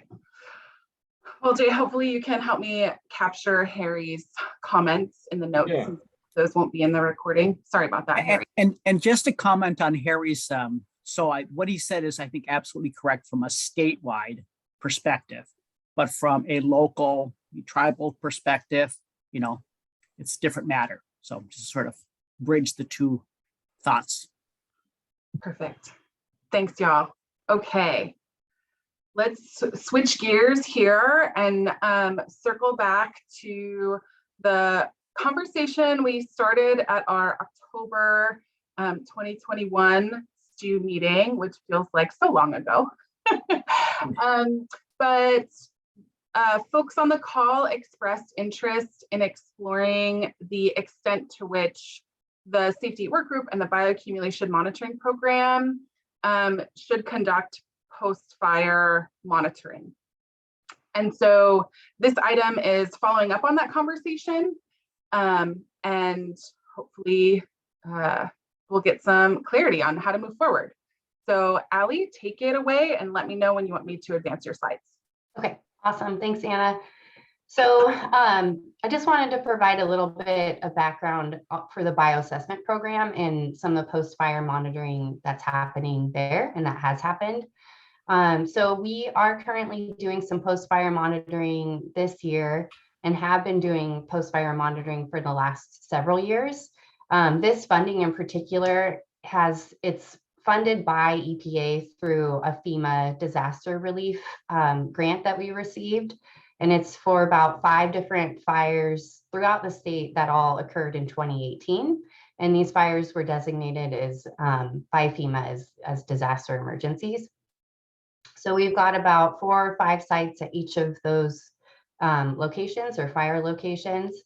And we are currently doing bioassessment monitoring at those sites and are looking to do water and sediment samples for toxicity, and can also look at some of those stew analytes. So Anna and Jay and others have been involved in those discussions and helping to inform some of that additional monitoring.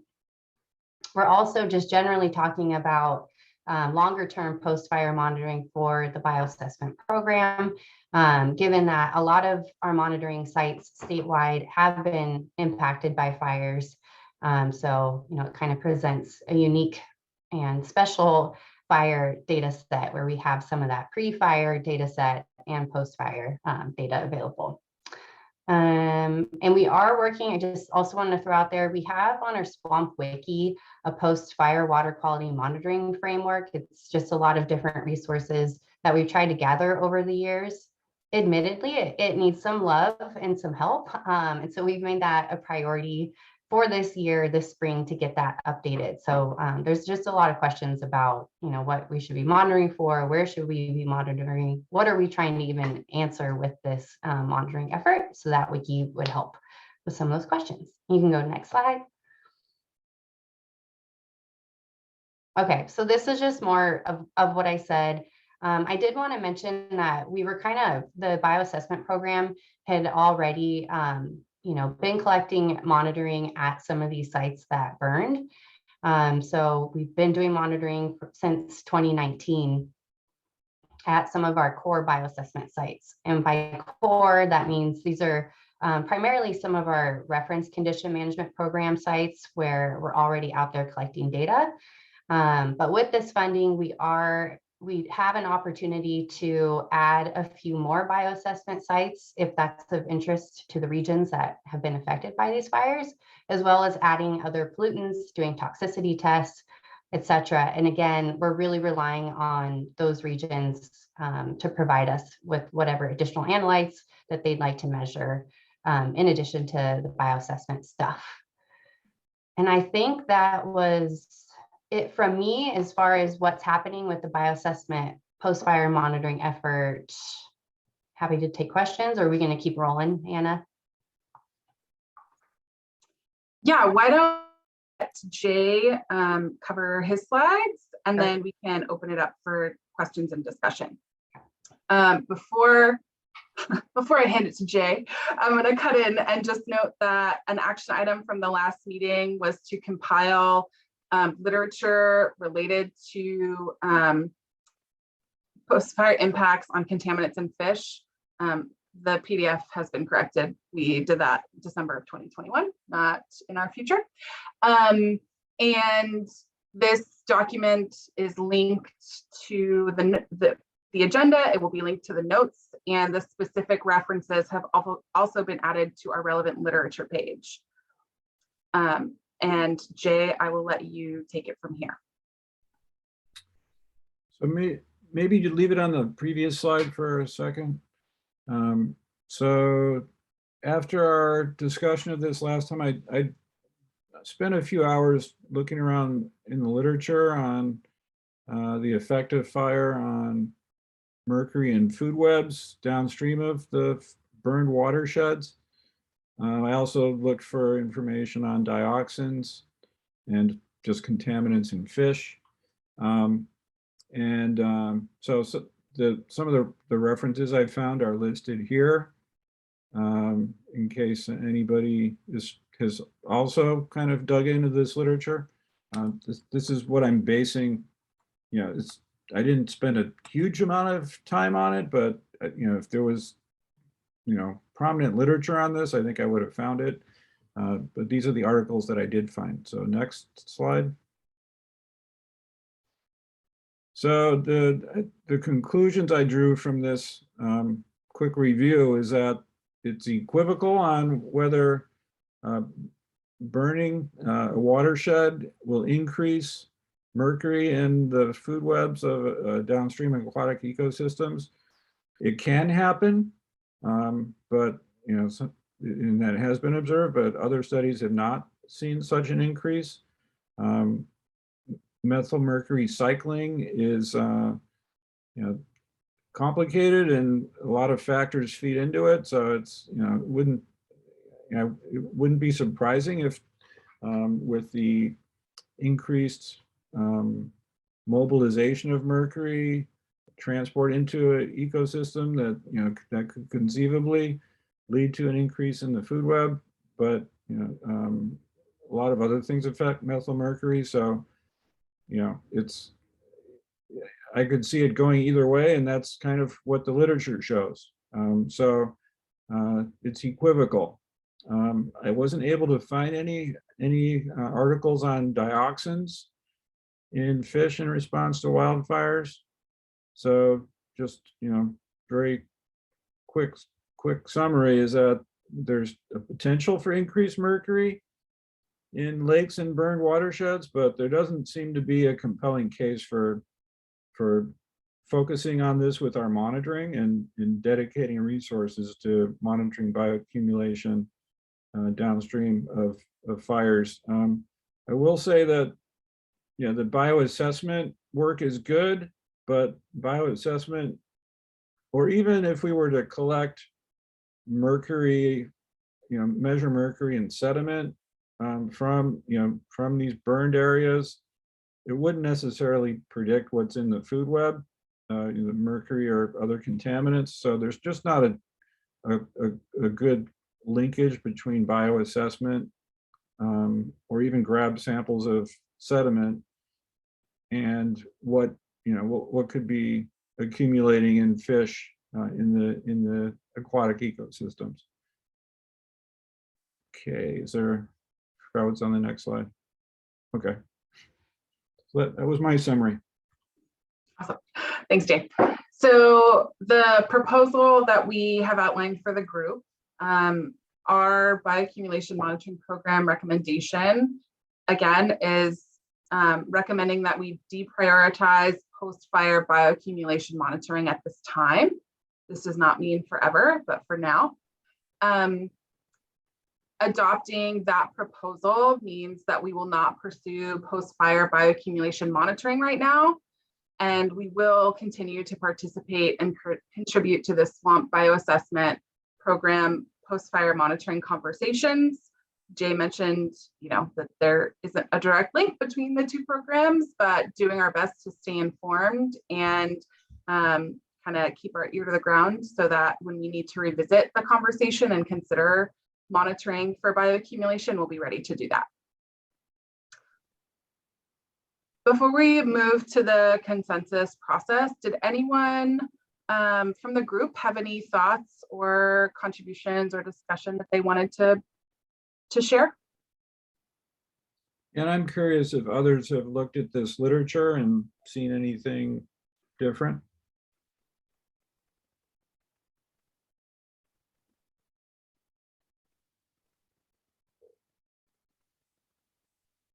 I'm not seeing any hands raised or anything in the chat.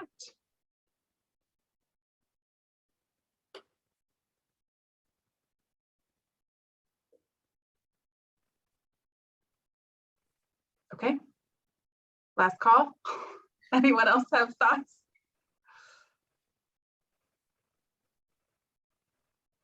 Fraser.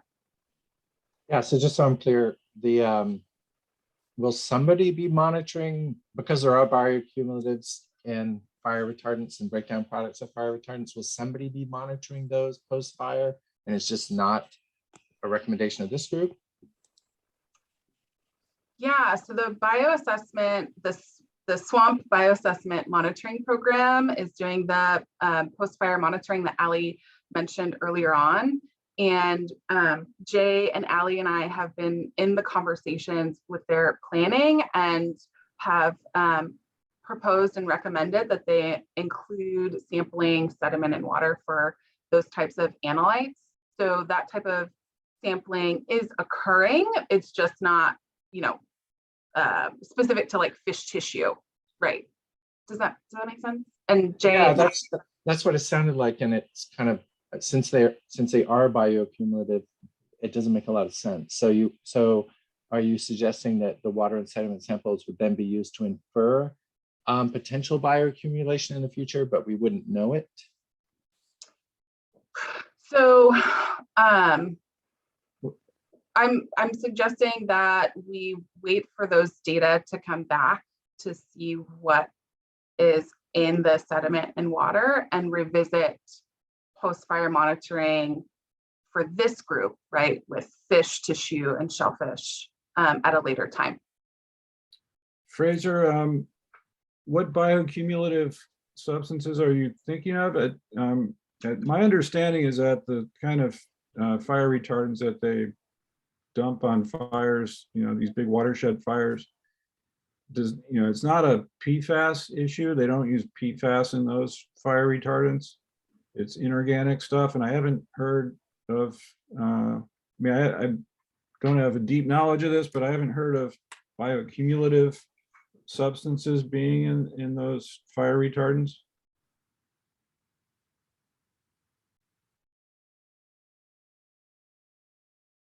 I just did a quick search when you put yours up. There are some articles recently in the last few years that talk about bioaccumulatives in flame retardants measured in fish. So there's definitely literature evidence that happens. There are flame retardants that are like in the Bay Area, and this is part of our workshop on the 4th. There are flame retardants used on industrial properties. Like if there's a fire at a refinery or, chemical manufacturer or at airports, they use firefighting foams that contain PFAS. Mm-hmm. So that's definitely a concern, but I don't think they use those types of flame retardants at the landscape for these big landscape fires. And Bridget has contributed to the chat that phosphorus-based things are used for airdrops.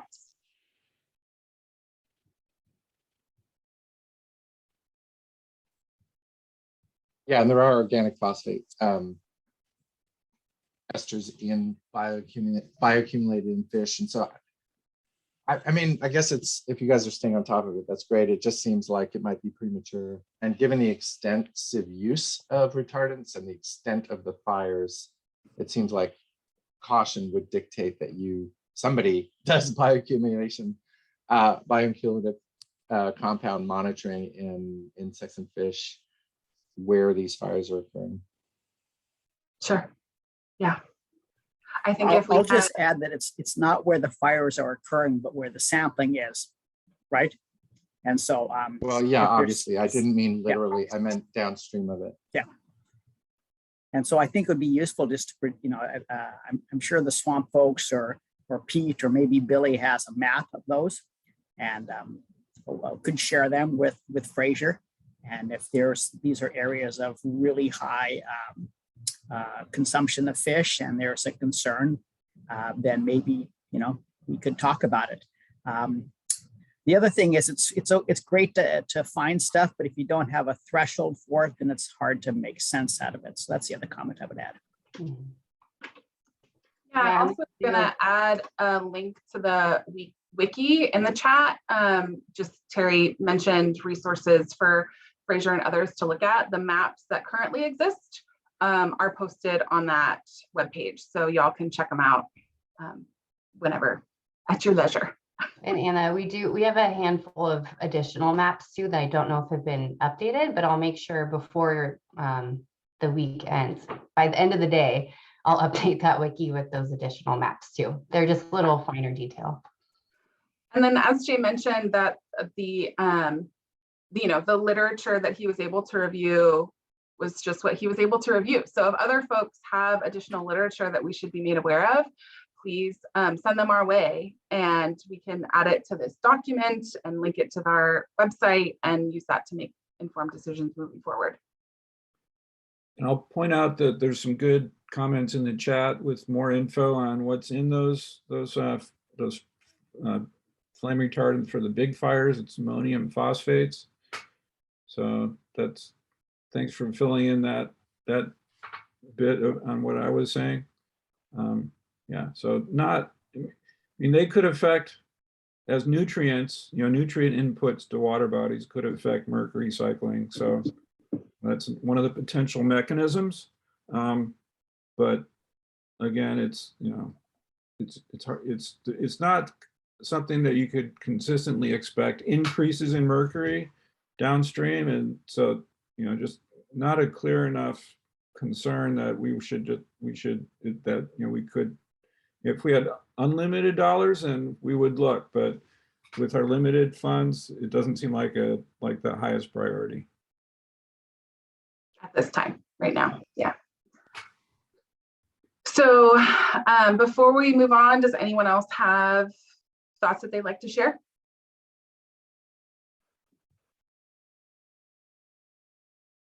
Chad? Yeah, my thought on this was not more on the flame retardant from wildfire thing, but actually from things like PBDEs that are common in household products in burn areas that are residential and industrial areas, like you were pointing out, Jay. So my thought is, if we want to look at this, maybe to try to when you're doing the lakes panels, add on PBDEs or something to those lakes that may be in a post-burn area. Just a suggestion. Great. You've got a thumbs up from someone? Richard, awesome. And then okay.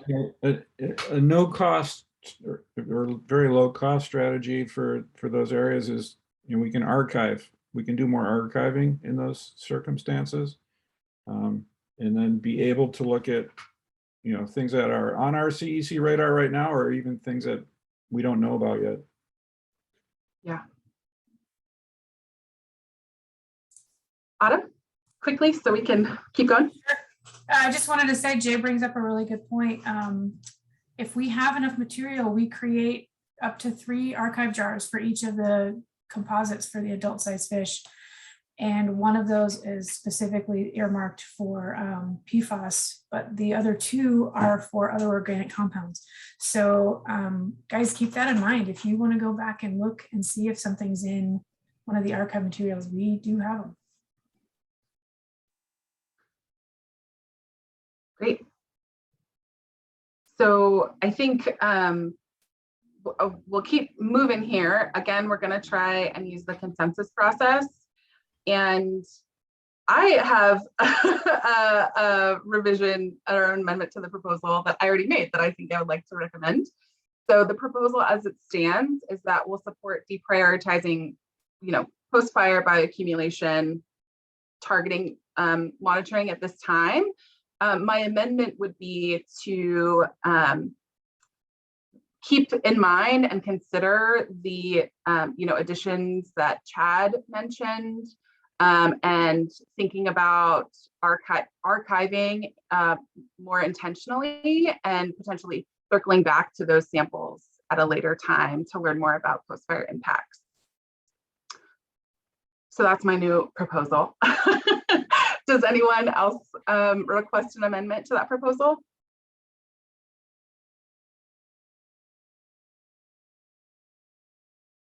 Seeing none. Does anyone wish to block that proposal?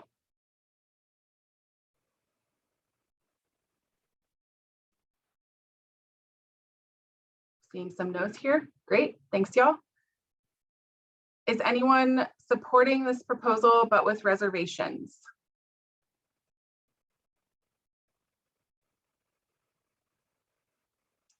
Seeing some more no reactions, no yeses. Okay. Can we come to a consensus on that amended proposal? So yes, if you support that, no if you do not, and note the people that have said no to previous things, you need to change your dealy bob if you actually do support it.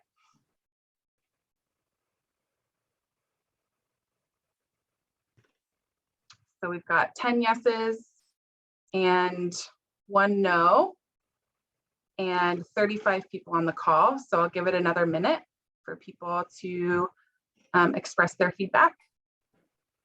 While you're waiting, I'll just sign off. Thanks everybody for the good input and discussion. And Anna's going to take it from here. Thanks, Jay. See you next time. Okay, we have one like party celebration emoji that's been contributed. Okay, so the majority of people, the large majority of the people that have chosen to participate in this process, of the 14 people, have said yes, that they support the amended proposal. Only one person, oh, I guess that one person just changed their symbol. So everyone that has chosen to participate in this process has supported the amended proposal. So I will make sure to write that up in the notes. And we have made a decision. Thanks, y'all. So yeah. I'm concerned. I mean, there's 34 people on the call. I'm just curious as to why only 14 people are voting or 10 people are voting. Is it that there's other options beside yes and no? Or is it that people are just apathetic or don't feel they have a right to vote? I mean, I think it's something that we should address, maybe not now, but in future meetings. Yeah, I agree. Does anyone who hasn't voted want to share a response to Terry's question? Because I agree, ideally everyone would be voting, right? Or expressing their perspective. This is Peter Vroom.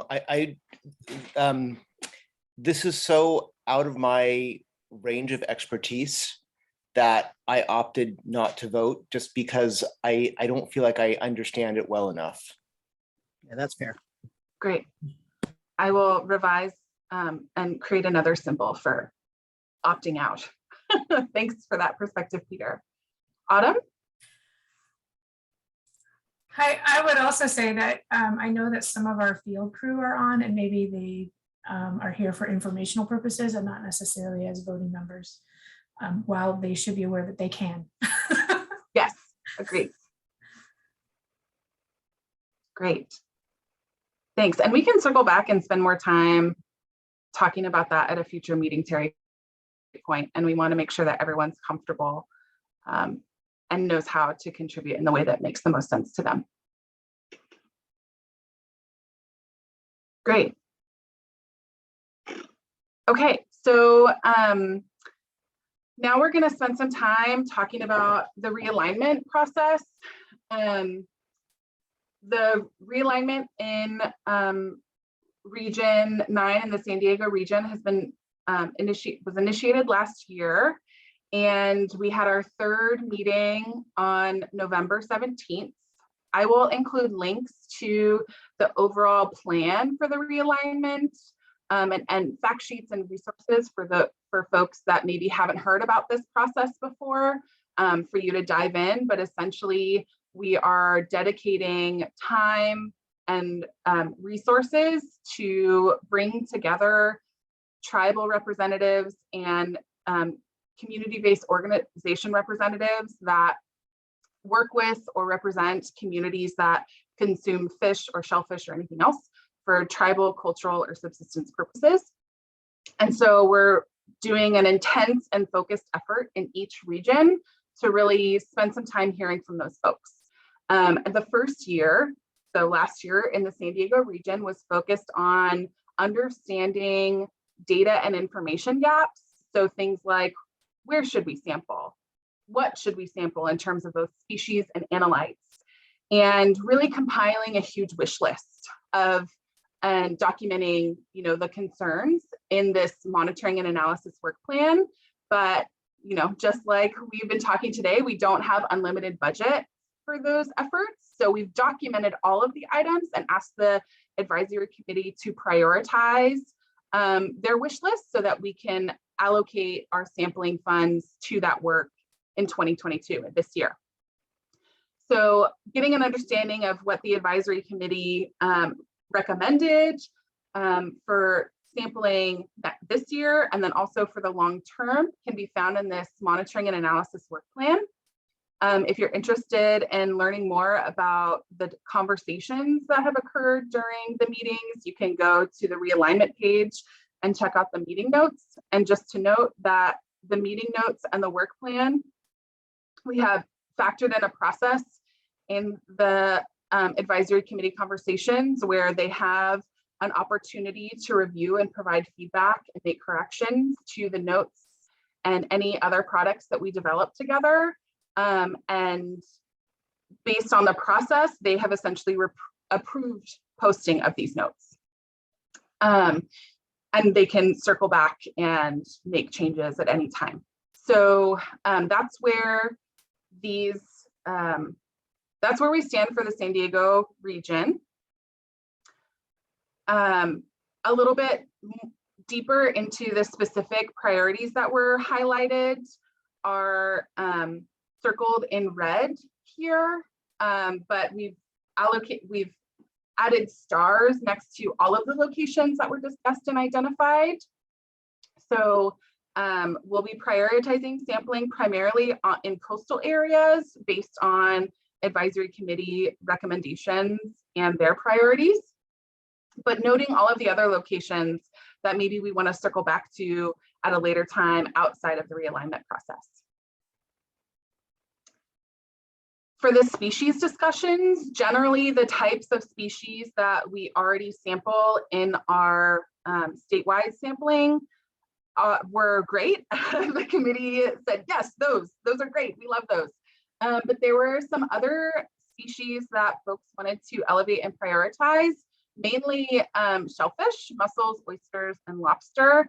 And the San Diego region has already conducted some sampling. We talked about that data, right, in one of our first agenda items today. And as part of this process, the San Diego region has committed additional funds to sampling and analysis, and will be leading the sampling for shellfish, which will vary based on location in the San Diego region. And then, we've also kept track of the species that folks were interested in, but maybe didn't make it to the super high priority list. But we would love to sample it if, budget and logistics allow. Chad, yeah. Yeah, I have to leave in just a minute or two. So if people have questions or want to follow up, please reach out to me on this process. The one thing I did want to mention on the recommended species was we did have one interesting point that was raised by a few people that participated, and that was some of the species that historically were important, like for tribal representatives, I think, and primarily were species that are now, say, critically endangered.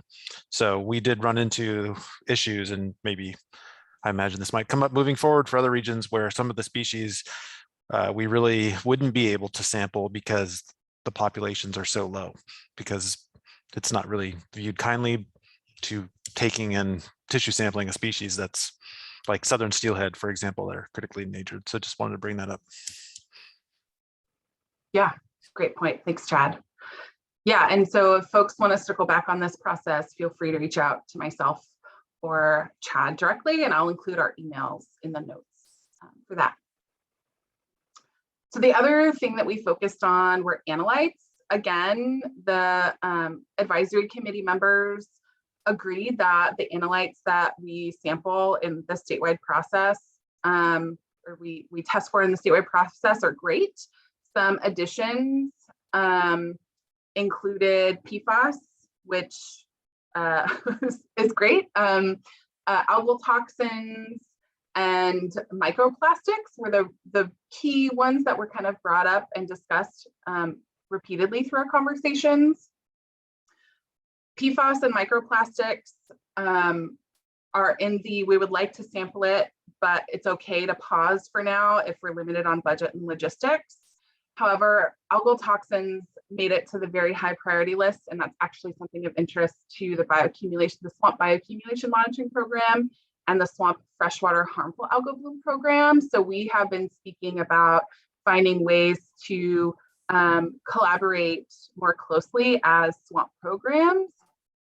And so the freshwater harmful algal bloom program provided recommendations on how we could sample and learn more about the FHAB to bioaccumulation nexus with the current state of the science. And their recommendations are in an appendix 7, I believe, in the monitoring plan.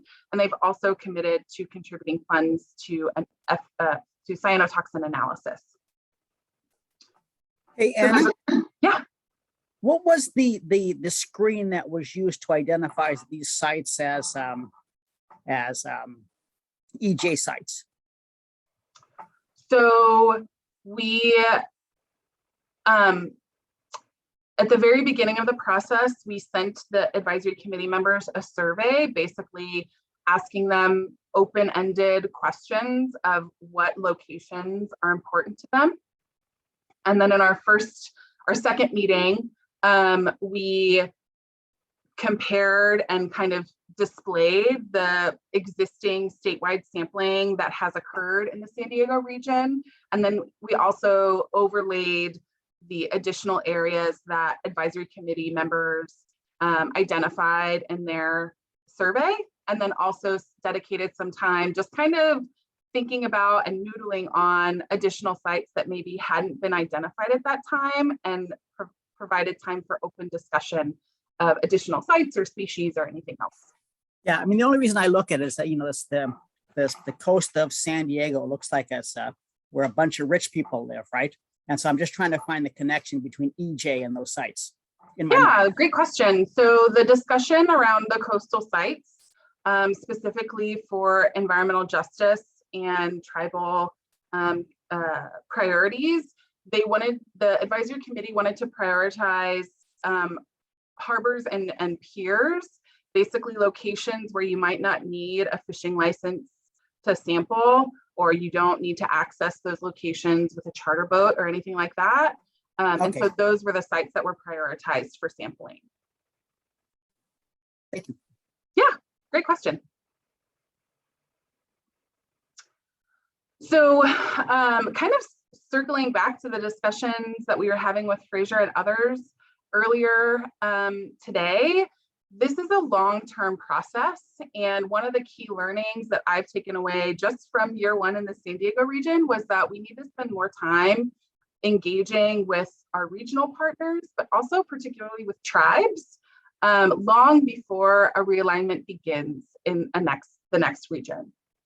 So in the San Diego region specifically, we're scheduling a meeting for March and April to continue the conversations, less focused on, you know, sampling and more focused on how can we do better at communicating and engaging with these groups.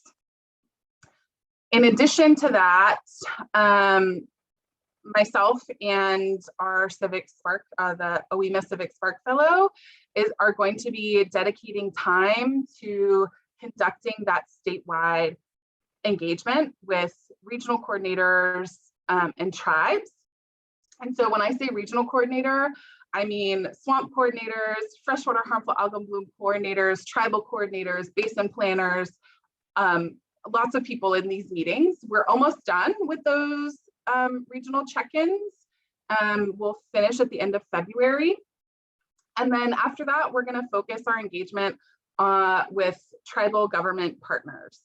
And one of the reasons why we're focusing on tribes and not necessarily including community organizations at this time is because tribes are their own sovereign governments and should be treated as such. And so we're prioritizing engagement and conversation with those folks this year. To initiate those conversations, it'll be really general, just kind of introducing ourselves, introducing the process, giving lots of time and opportunity to ask questions, bring things to leadership, get things approved, that sort of thing. And both those conversations will inform which region will be selected as the next realignment region, which we'll announce at the end of this year.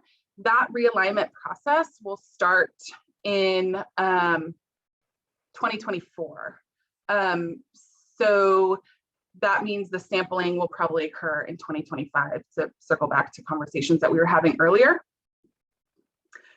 I'm currently in the process, our tribal affairs team is reviewing a tribal engagement plan that kind of outlines that intention and methods we intend to use for that statewide engagement.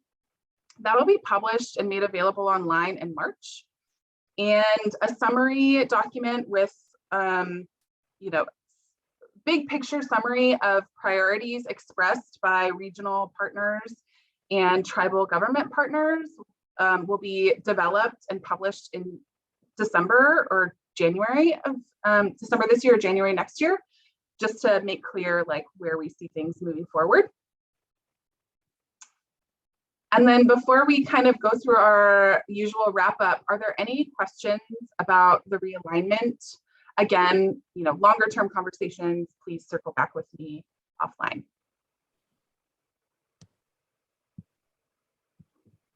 Yeah, Fraser.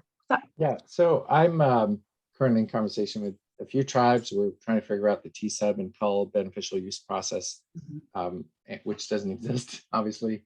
And so I was wondering, for your regional or statewide tribal engagement, what do you, like, let's say for Southern California, and they are sovereign, independent, separate nations, what would you consider adequate outreach and engagement? Like how many tribes are there and how many do you expect you should communicate with before you have effective engagement? Yeah, great question. So there are nearly 200 tribes in the state of California. And ideally, we would hear from each and every one of them. In our tribal engagement plan, we talk about potential challenges and reasons why folks might not choose to engage with us. And that could be limited staffing and resources, or just not having the bandwidth to participate, or, engaging with us and then realizing it's not a good fit, which those conversations did happen in the San Diego region. And we respect the choices of those tribes to participate or not. The engagement that we're planning on doing involves a large, email blast through multiple systems. We'll be sending out letters to all of the tribal governments listed on the NAHC, a tribal list that tribes can volunteer to include their information on. And we'll be kind of re-pinging folks throughout the rest of the year. And then also, I am the tribal coordinator for the surface water ambient monitoring program, and I'm building connections with tribal partners. And so learning from them to hear how they think it would be good to do this outreach. And so that might be, giving presentations at tribal meetings or tribal gatherings upon invitation. I'd be happy to do that. And just kind of sharing and distributing the email lists and things to their listservs. Ideally, I would have in-person one-on-one meetings with every single tribal government in California. However, COVID and safety and uncertainty around that is probably going to make that limited, if not impossible, for this foreseeable future. And so we're doing the best with the resources that we have, and noting that these conversations are just the start, right? So whatever connections we make between March and November will inform the very next region, but that doesn't mean we're going to stop tribal engagement after that. And we welcome continued conversations well into the future. Yeah, so I'd make a couple observations, maybe for you and maybe Ali and Nick as well, that I think part of the issue might be if there are junior and often replaced staff that are conducting the engagement and interaction. That's not the necessary level of government. And it's certainly not respectful that, that someone could be there and 2 years later, it could be somebody else and there's a whole relearning. And the fact that they aren't senior staff, like, or even, the secretary's office, that doesn't speak well to the engagement level required for sovereign nations and the level of sovereignty and independence that they have. They're also all separate and different from each other. And so they have their own concerns independent of each other. Sometimes they have overlapping and identical concerns and sometimes not. So emailing and pinging is not the same as engagement. There's extensive literature and experience and, spoken replies to you probably that say what essential and necessary engagement consists of.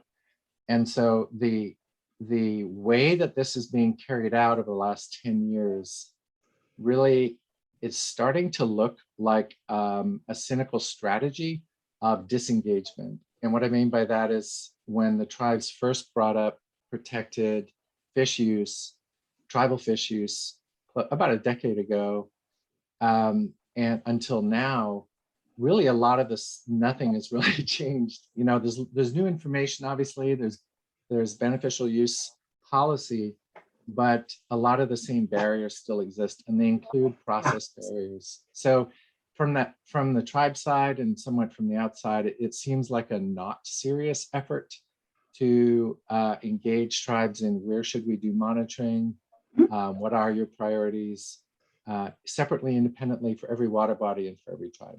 Yeah, great feedback. Just to respond initially, but I would love to continue the conversation with you offline. I just want to respect people's time. We're at lunchtime, right?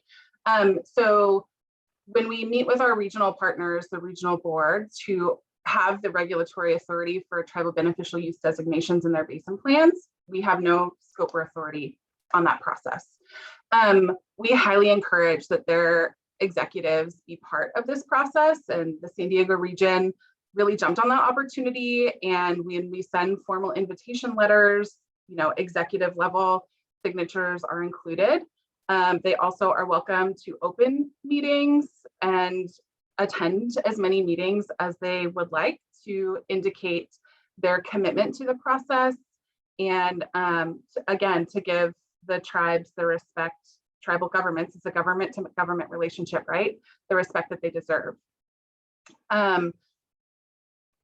I think I'll stop there for now because you and I could probably talk about this for quite some time, and I'd love to continue that conversation. But just to note that we are working very closely with our Tribal Affairs Office and are following the formal consultation process and guidelines as much as we can, given that this isn't a formal consultation, like regulated process. So totally 100% hear you and agree with you on many of the points. And we're doing the best that we can given our scope, authority, and resources on this. So thanks for that feedback. Really appreciate it. I just want to add, I know in the interest of time, but let's definitely have a follow-up, Fraser, with us and maybe Nick if you're interested too, but would love to hear more on this front. And we do care, damn it. So we're doing the best with the resources we have, but let's chat more. Yeah, great. So to wrap up really quickly, the next meeting has been revised to April 28th, so not the last Wednesday of April, the last Thursday, to prevent some conflicts by co-chairs and other members that need to be present at that meeting. As we mentioned earlier, we've also penciled in us to presentation and update to the council in August, so stay tuned for that. There weren't any new action items for item 2, and folks, feel free to unmute yourself and chime in if I missed an action item on these slides.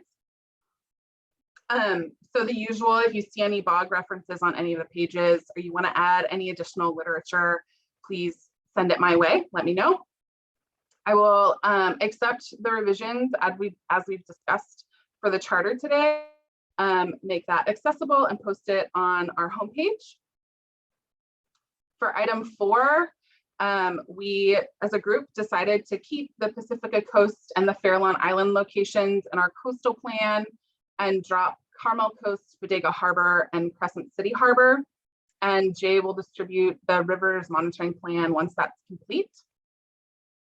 For 2023, item 5, I'll add the prioritization of long-term rivers sampling and consensus process to the April agenda. And also just for regional coordinators, and we've already kind of started these conversations in our realignment meetings, but begin to think about longer term sampling needs in your region so that we can kind of prepare for that for our 2024 discussions. For post-fire monitoring, so the slides will be posted on the website. And sorry, a private question came into the chat. The slides will be posted online by this time next week. And links will be included in the notes as well. And those will also be posted online. So for post-fire monitoring, Ali and myself and Jay and others will continue to monitor what's happening on the swampy front. And we will accept the proposal that we discussed together. So I'll also articulate that and think about sampling, collecting analytes where we're already sampling, and thinking about using our archive samples to get a better understanding of post-fire impacts on bioaccumulation. And these slides aren't complete because they happened after the meeting, y'all. So top secret. Spoiler there.